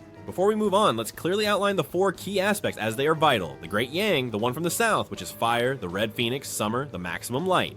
In One Piece, it would be Joy Boy, Luffy, the sun, the bird with the sun, the new dawn, the rebirth. Then the little Yang, which would be the east, wood, the blue dragon, spring, the growing light. In One Piece, it would be Kaido, the dragon of the east, the land of dawn, Wano in the east, symbol of the eastern dragon, which we'll explore later. The small yin, the west, the metal, the white tiger, the autumn, the growing darkness. In One Piece, it would be a less clear case, perhaps in the future or in something hidden. We might have a possible connection with the earth god or a secret fifth element. The Great Yin, which represents the north, water, the black turtle and snake, winter, the minimal light, and in One Piece, it would be Imu or Blackbeard, embodying darkness, the abyss, the sea, the end of an era, the longest night. As you can clearly see, fire and water appear as direct opposites in all these aspects, and indeed, fire and water are presented as primordial antagonistic forces throughout the entire series. It's almost a cliche, the fire hero versus the water or darkness villain. But Oda has taken it to a cosmic level. Fire and water are opposites in every early stage of the Grand Axis. From the cycle's start, there's always a dark villain against a bright, fiery hero in every One Piece era. This deliberate repetition is crazy when you see it, and it doesn't end there. As I researched, more connections emerged, especially around these elements. I confess I was fascinated with every new revelation I found. It got to a point where I said, okay, if this were just about characters and factions, it would be great, but perhaps not so surprising, because many works use similar symbolism, but there are too many specific things aligning with this cosmology for it to be a coincidence. And indeed, there's one in particular that left me speechless because it connects everything to something introduced very early in One Piece, the four gods. Do you remember Scipioea when they spoke of the four primordial gods? Then, in Harley's text, they were mentioned again: the god of the forest, the god of the earth, the god of rain or the sea, and the god of the sun. Well, it turns out that these four gods fit perfectly with the four aspects and their elements. The forest god corresponds to the wood element, which is the lesser yang. Forest equals wood. Harley's text states that the forest god spread out and created demons, which sounds like the energy of wood's growth. Wood is the expansion of life. It makes things grow, perhaps the forest's demons. Also, Elbaf considered the forest one of their gods, so the forest god would be the lesser yang. The sun god obviously aligns with fire. The great yang, the southern one, and we already knew this. Sun equals Joy Boy, Luffy, and Nika. The god of rain or the sea fits with water. The great yin, the north, that is, the god of rain or the ocean is the counterpart of the sun. We are left with the god of the earth. One would think that earth, well, equals earth, but in this scheme, the central element is earth, and we associate it with the center, which is a hidden fifth element. However, in the Bagua correspondent Strictu Sensu, the west, metal, was what we previously associated with the god of the earth by elimination. This is what makes me start to suspect something. It's possible there's a fifth god secretly in the story, perhaps one who specifically represents the metal element or metallic earth. There are some theories mentioning names out there, such as if David Jones, the sea demon, could be that god, or if there's some mechanical deity associated with the space automatons, perhaps related to Yves, the giant robot. Oda could very well surprise us with a fifth element. However, it's also possible that the earth deity itself is the exception, given that earth is the quintessential central element in Chinese metaphysics, and it could be that Imu is that earth goddess, the mother, which would leave the metal element as a mere peculiarity. Now we'll discuss Imu and the Mother Goddess theory further. Regardless, it's undeniable that Oda has deeply explored this connection between his world and Bagua concepts, and we haven't even finished going down the rabbit hole, as there are more layers. We've seen the 4 aspects, but perhaps you're wondering, what about the center? I'm mentioning a possible 5th element. In some Eastern cosmological systems, in addition to the 4 cardinal points and their associated elements, a 5th central point is acknowledged. In the creature scheme, a 5th symbol is sometimes added in the center, the yellow dragon, the Kirin, which represents the earth as the central element. This is truly fascinating, because the Kirin subtly appeared in One Piece, as one of the members of the government's holy knights possessed the mythical Kirin fruit. Furthermore, in Asian culture, the Kirin is often associated with prosperity and is said to appear to unite kingdoms. Why do I mention this? Because if the 4 road poneglyphs represent the 4 cardinal aspects that guide us to Laugh Tale, then Laugh Tale itself would be the very center, the ultimate meeting point. Imagine the 4 poneglyphs in the north, south, east, west, pointing to a central place, the final treasure. This fits perfectly with the concept of a Bagua, 4 points that guide towards a 5th hidden central point. Just before, we saw that in the Chinese Bagua, those 4 points are sometimes complemented by a 5th central element, the earth, the yellow dragon. Could it be that Laugh Tale is that figurative center of the earth? Personally, I think so. It could be that Laugh Tale is literally at the center of the world, perhaps under Mary Joyce or at some equidistant point from the blues. Simply, that symbolically it is the center that balances everything in the end. There are even theories that say Laugh Tale could be in the West Blue, geographically speaking, where Luffy would emerge once he completes his journey around the Grand Line. This is speculative, but let me tell you how it fits in. In the Bagua worldview, there's an interesting phenomenon. Sometimes it's said that the 4 aspects can have a 5th hidden aspect, which is the center. That center would be the Earth, represented by a yellow dragon. Regarding One Piece, think about the giant egg Roger had on the Oro Jackson. Many are wondering what was inside that egg. Some of us suggest, could it be a dragon or a Kirin? If Laugh Tale has something to do with a central dragon or a great unifying dragon, it would be a bombshell, but let's not get sidetracked.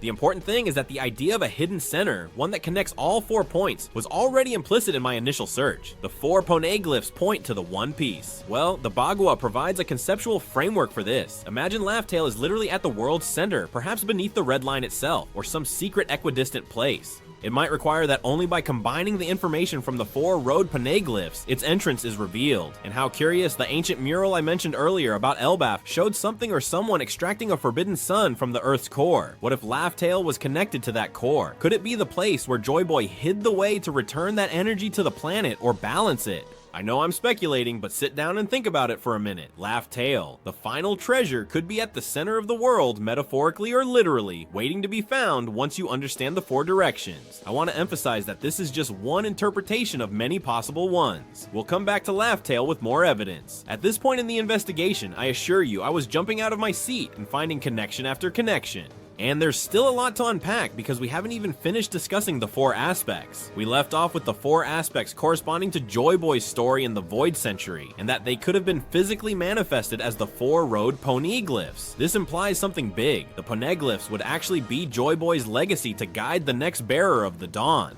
That's why I said before that Joy Boy didn't win in his time, because if he had succeeded, Imu wouldn't be ruling now. Instead, Joy Boy apparently prepared a future plan using his knowledge, perhaps premonitory, so that someone could continue the mission. Does that seem crazy to you? Well, in the world of One Piece, it is possible to predict the future.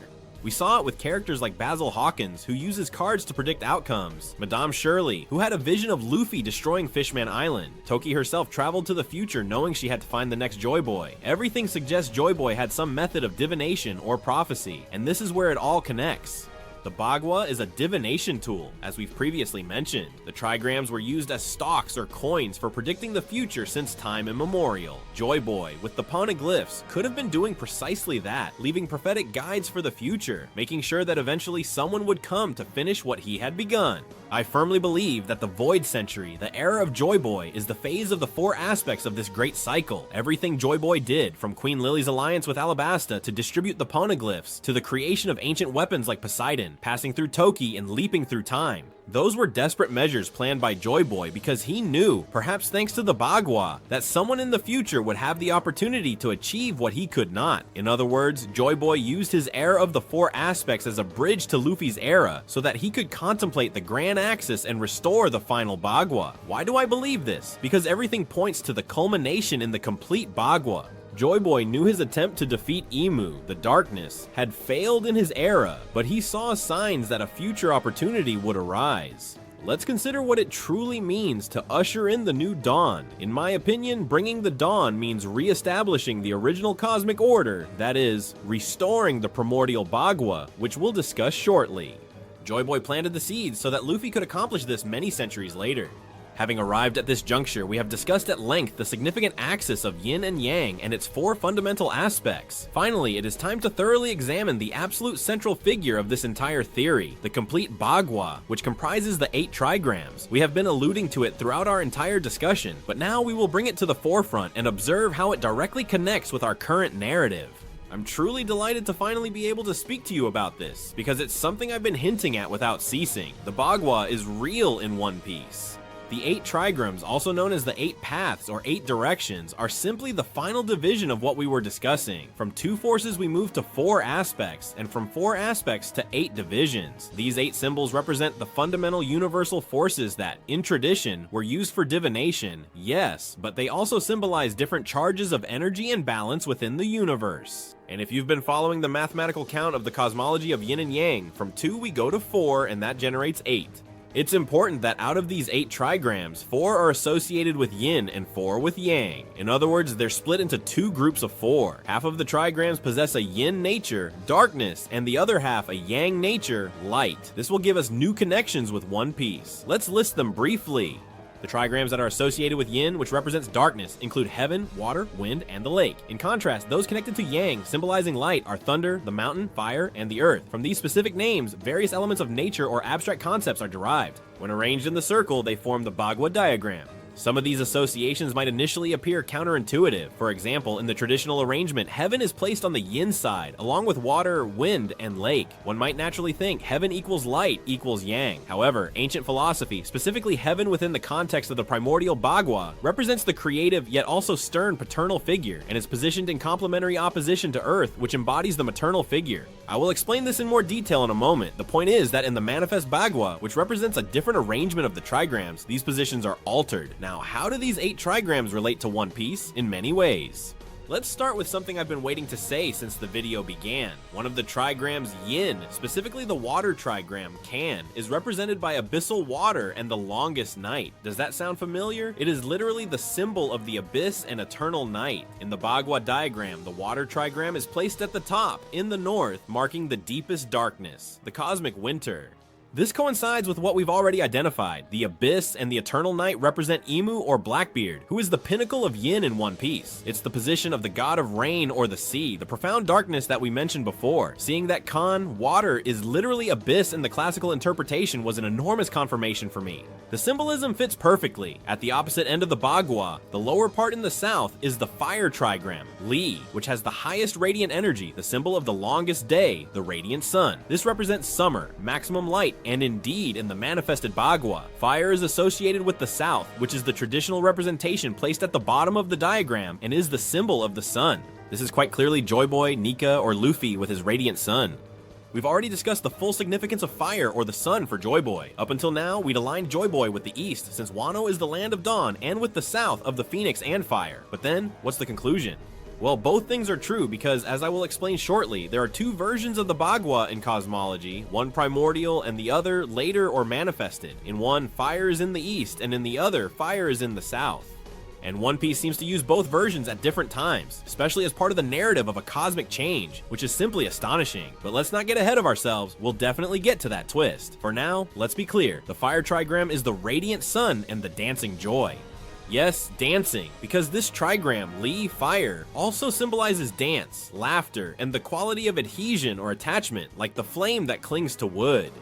The dance of joy, does that ring a bell? Well, Nika dancing, the sun god's pose, dancing to bring happiness, it's iconic. And here we see that fire in the Bagua is associated with joy and dance. And this has really blown my mind. Luffy's own festive style in Gear 5 is prefigured in the Bagua fire symbol. And that's not all, fire is also the trigram of most energy. It represents infinite energy, something that connects with the idea of the eternal flame, the mother flame of the ancient kingdom that Vegapunk tried to recreate precisely with the mother flame.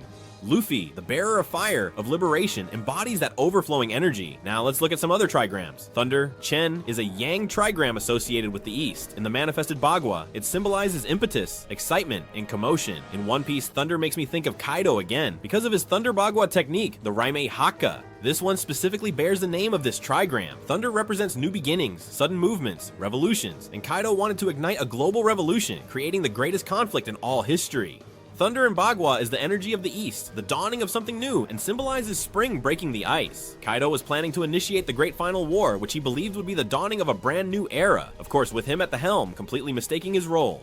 This trigram quite accurately defines Kaido's personality and his plans. Excitement, division, revolution. We'll delve into this in detail later, but I bring it up because Kaido repeatedly shouts Thunder Bagua, and it's certainly not accidental. Wind, Chun, is a yin trigram often associated with the southeast in certain arrangements, representing something soft yet deeply penetrating. It's also linked to wood, to growth, and the wind in One Piece could very well be associated with Monkey Day. Dragon, literally dragon, which is equivalent to the east wind, and his presumed wind or weather fruit, which was suggested in Logtown. And it's the wind that gave birth to Sun Wukong from the egg, and in our theory, it reinforces the idea that it propels the successor. Dragon is the wind that blows Luffy to the west, and we'll connect this later with Dragon, but keep it in mind. Mountain, Gang, is the yang energy that is typically associated with the northwest, and it represents stillness, deep contemplation, and also barriers. The concept of a mountain could be seen in One Piece, perhaps reflected in characters who embody or await it, like someone such as Garp, an unmovable fortress, or even Zunesha. The island of Zu is literally a moving mountain elephant, though this is less evident in the current storyline. Figuratively, a mountain could be the Red Line itself, a geological obstacle. Lake, Dwi, is yin, associated with the west. It symbolizes serene joy and satisfaction, yet also something stagnant. A lake is water that is contained. This, to me, seems like the key for the ending. The lake represents the ultimate goal of the journey to the west. In the cosmology that I am putting forth, Luffy journeys from the east, from thunder, from revolution, to the west, to the lake, or to rejoicing.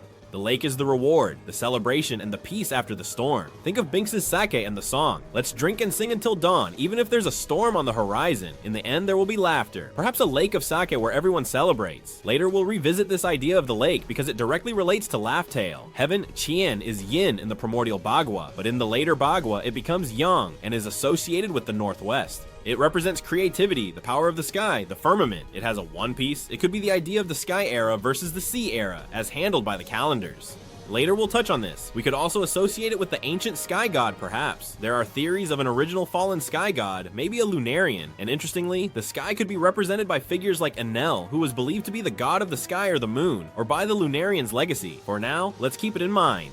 The Earth Kun it's the yin trigram representing Mother Earth, total receptivity, associated with the southwest in the later arrangement, but in the primordial, it was the mother in the north. The Earth in One Piece clearly connects with Imu, and if we consider the Mother Earth goddess, or with Lily Nefertari Lily, the queen who perhaps formed an alliance with Joy Boy. Lily as a name means lily, which is a plant of the earth. However, the strongest association is with the Mother Earth versus Father Sky theory, a concept I will explain to you right now.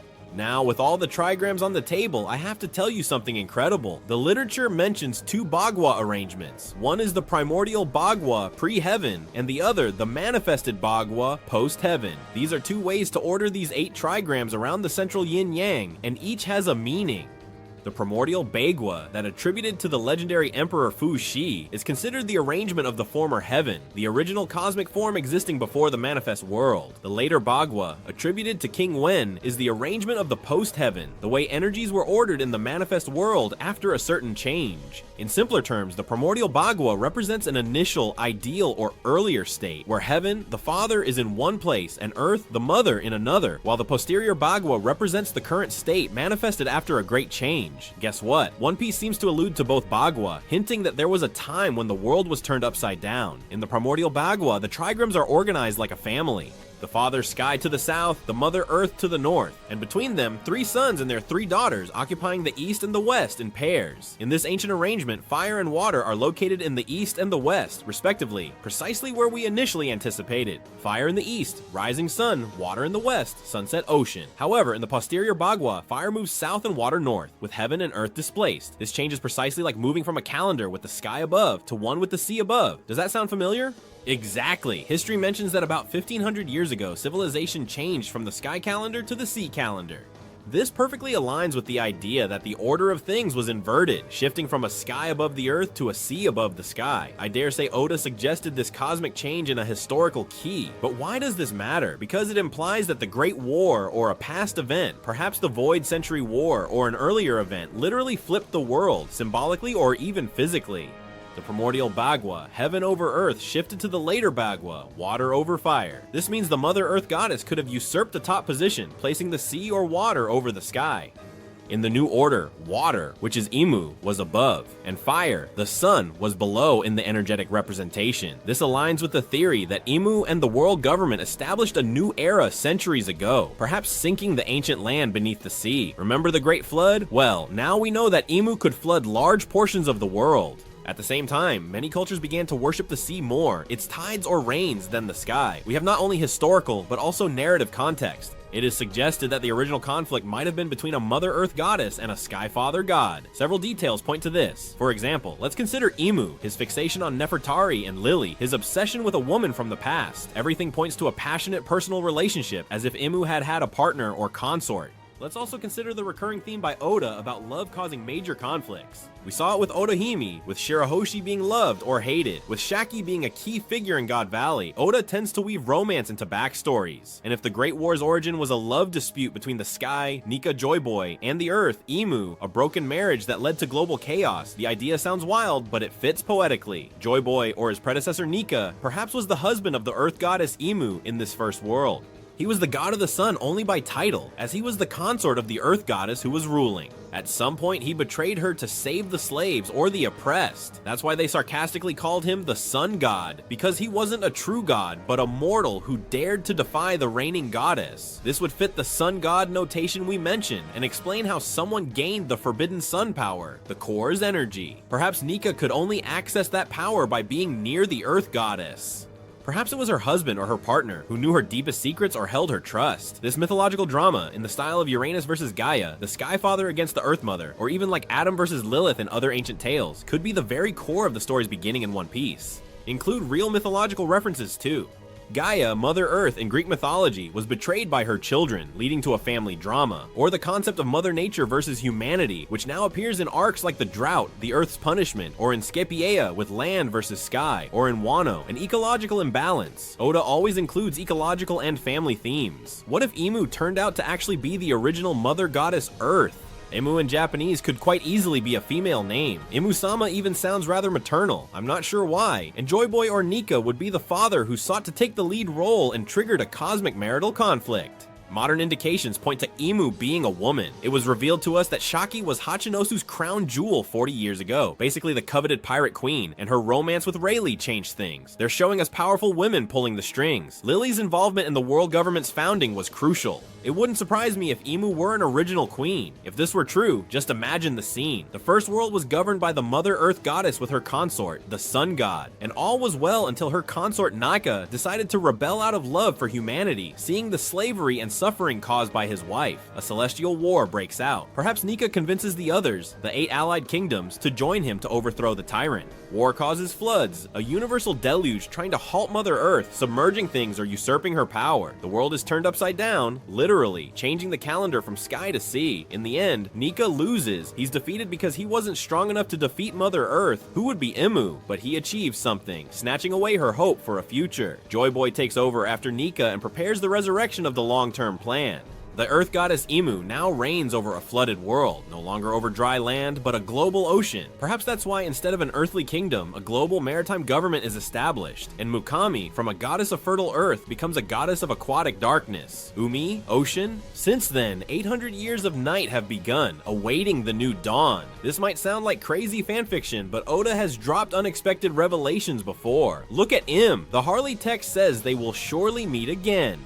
It could be referring to the sun and moon reuniting, perhaps Luffy, a character associated with the moon, or the sun and Mother Earth confronting each other once more. There could be a suggestion of a final eclipse where the sun and moon combine, as has been hinted. At that point, I was already completely and utterly amazed. The entire story of One Piece could, at its core, be a romantic cosmic drama concerning the reunion after the separation of the sun and moon, or perhaps even the sky and the earth. And all the pieces fit. Oda is a big fan of Berserk, where there are eclipses and goddesses, a fan of Avatar, the sun and the moon. He could be building something this legendary.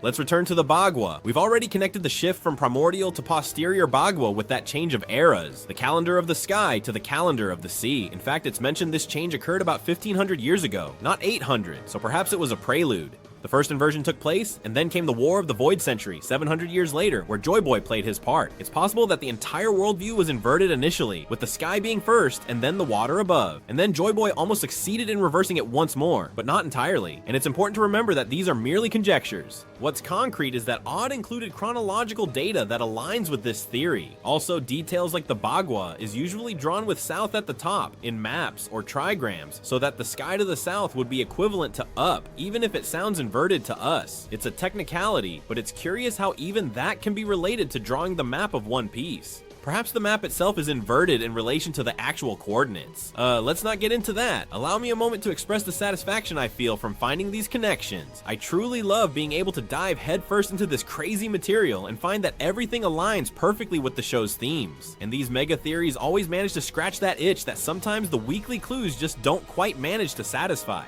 And I'm very confident the reward will be incredible. And speaking of reward, I think it's time to give you what you've been holding out for this whole theoretical journey. We've set the stage. We understand what Bagua is, how the world was divided into yin and yang, the 4 aspects into 8 trigrams. We've identified the players: Luffy, Joy Boy, Emu, Nika, Blackbeard, Kaido, and so on. We've raised the possibility of a past world inversion from primordial to posterior. And now, what really interests all of us fans. How does this translate into One Piece's current plot? What exactly was Joy Boy planning to do? And what does Luffy have to do to restore this legacy and bring the new dawn? Let's talk about it. Now that I've detailed what Bagua is and how it's reflected in One Piece, I can show you why it all matters for the current story. I've been theorizing about the connections and the true history of the world. And with that, I can venture what Joy Boy's final plan is, and how Luffy must execute it to bring the new dawn. In my opinion, Joy Boy understood that since Nika's time, something went terribly wrong with the cosmic energies of the world. Put less poetically, the world was thrown out of balance. Yin triumphed in the past, and since then the One Piece universe has been misaligned. Light and darkness, the sun and the ocean, they are out of balance. That's why Luffy must restore the primordial Bagua, realign the heavens and the earth as they should be, and balance the yin and the yang. Just think about everything we've witnessed. The current sun god, Luffy or Nika, won't be able to simply defeat Emu with just his fists. Something much bigger is needed. Luffy literally has to bring the dawn, and now we know that this phrase hides the true meaning of restoring the world's original configuration. In other words, to restore the universal balance. How is that achieved? Well, there are several clues. One is Charlie's prophecy, the destruction of Fishman Island in the future, possibly by Luffy, but in a positive context, perhaps by breaking the red line and liberating the fishmen to the surface. Another is what Asteri told us about Nelbafe, and we need to balance the world's feng shui. Basically, to achieve that, Luffy needs to gather certain opposing forces. And have you noticed that specific detail?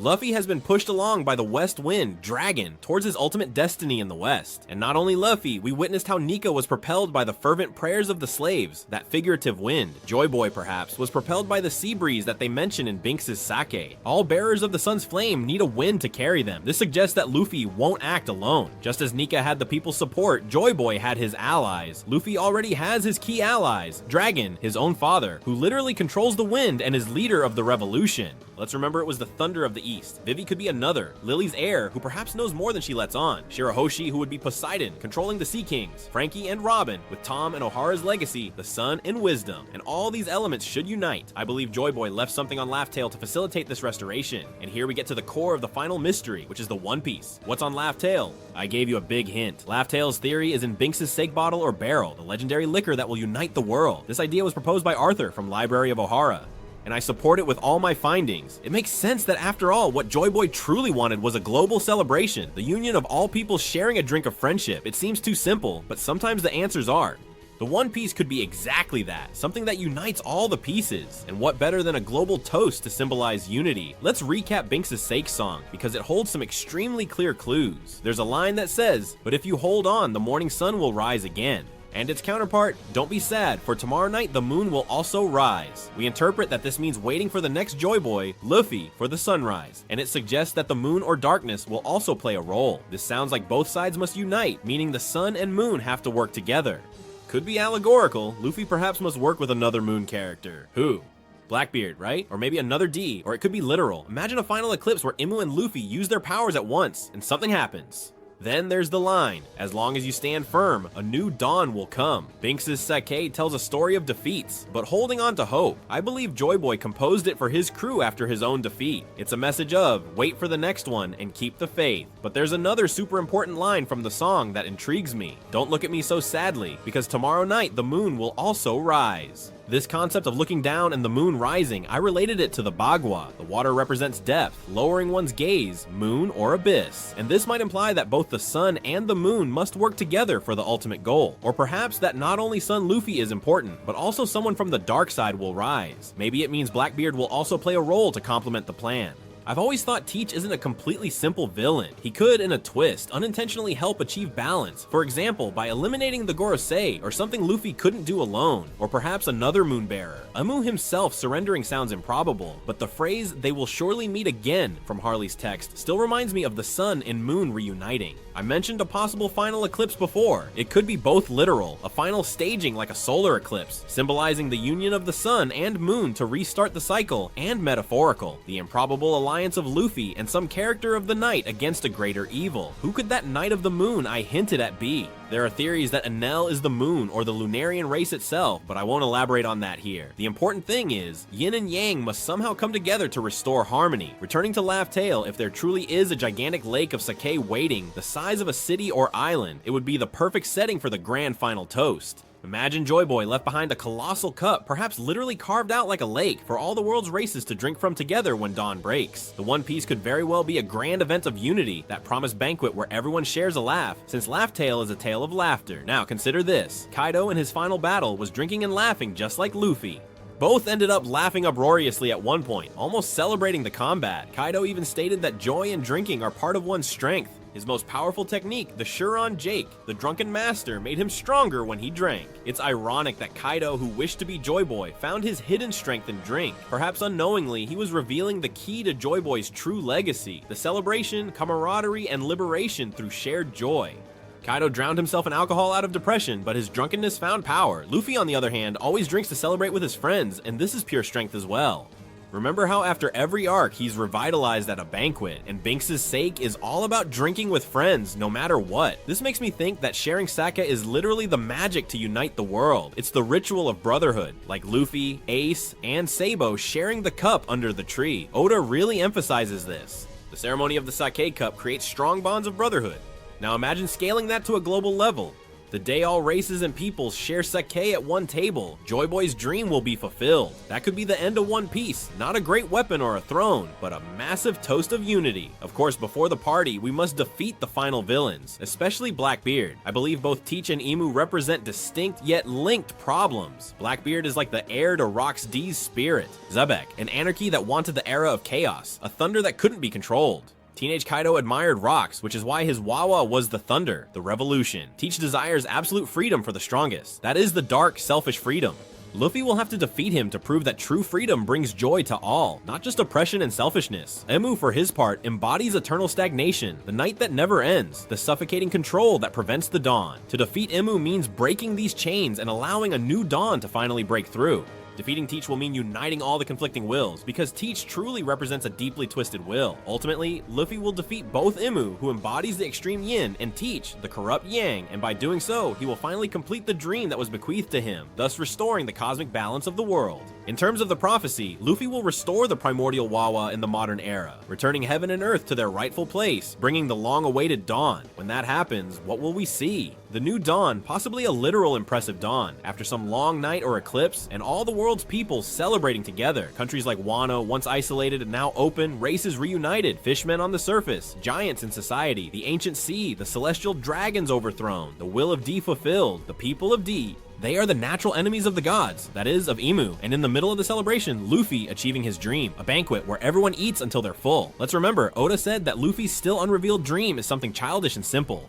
To be the freest man, that translates to eating and laughing with his friends under the sun. Surely young Luffy said, I want to have a party with everyone from the sea, or something like that. It was going to come true. All the kingdoms united on the final island, toasting. That would be the treasure of One Piece. A world united as one and together, One Piece. And Joy Boy? He will smile from beyond, for his plan will have come to fruition. It will have taken 800 years, but it was well worth the wait. The new dawn will have arrived, and with it, an era of balance and laughter. So here you have it. This is the secret of Joy Boy's symbol, the Wawa, the hidden cosmology that explains the entire story of One Piece on a truly profound level.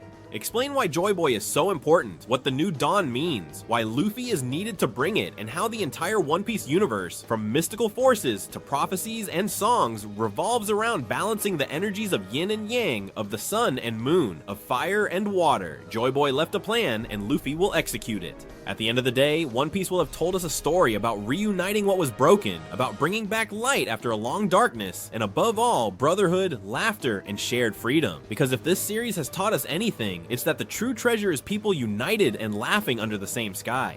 And that will be the most literal and symbolic sense, the dawn of a new world. Luffy in the modern age will restore the primordial Wawa, restoring universal equilibrium, and with that, finally the day will dawn that Joy Boy and so many have awaited for centuries. And this is the Wawa theory in One Piece, which is incredible, and I find it brilliant. Of course, credit goes to the person who created this theory from the Ohara channel, an English community channel. I wanted to bring the theory here because when I saw it, I found it very interesting and very complete, and above all, it deals with real-world mythology, which I find super interesting. And the truth is that even if it's a bit complicated to understand, the more you see what he's explaining, the more sense it makes. And it's a theory I like. There are some things I don't quite agree with, and that seem a bit far-fetched to me, obviously, but even so, I think the rest of the theory at least gives us food for thought.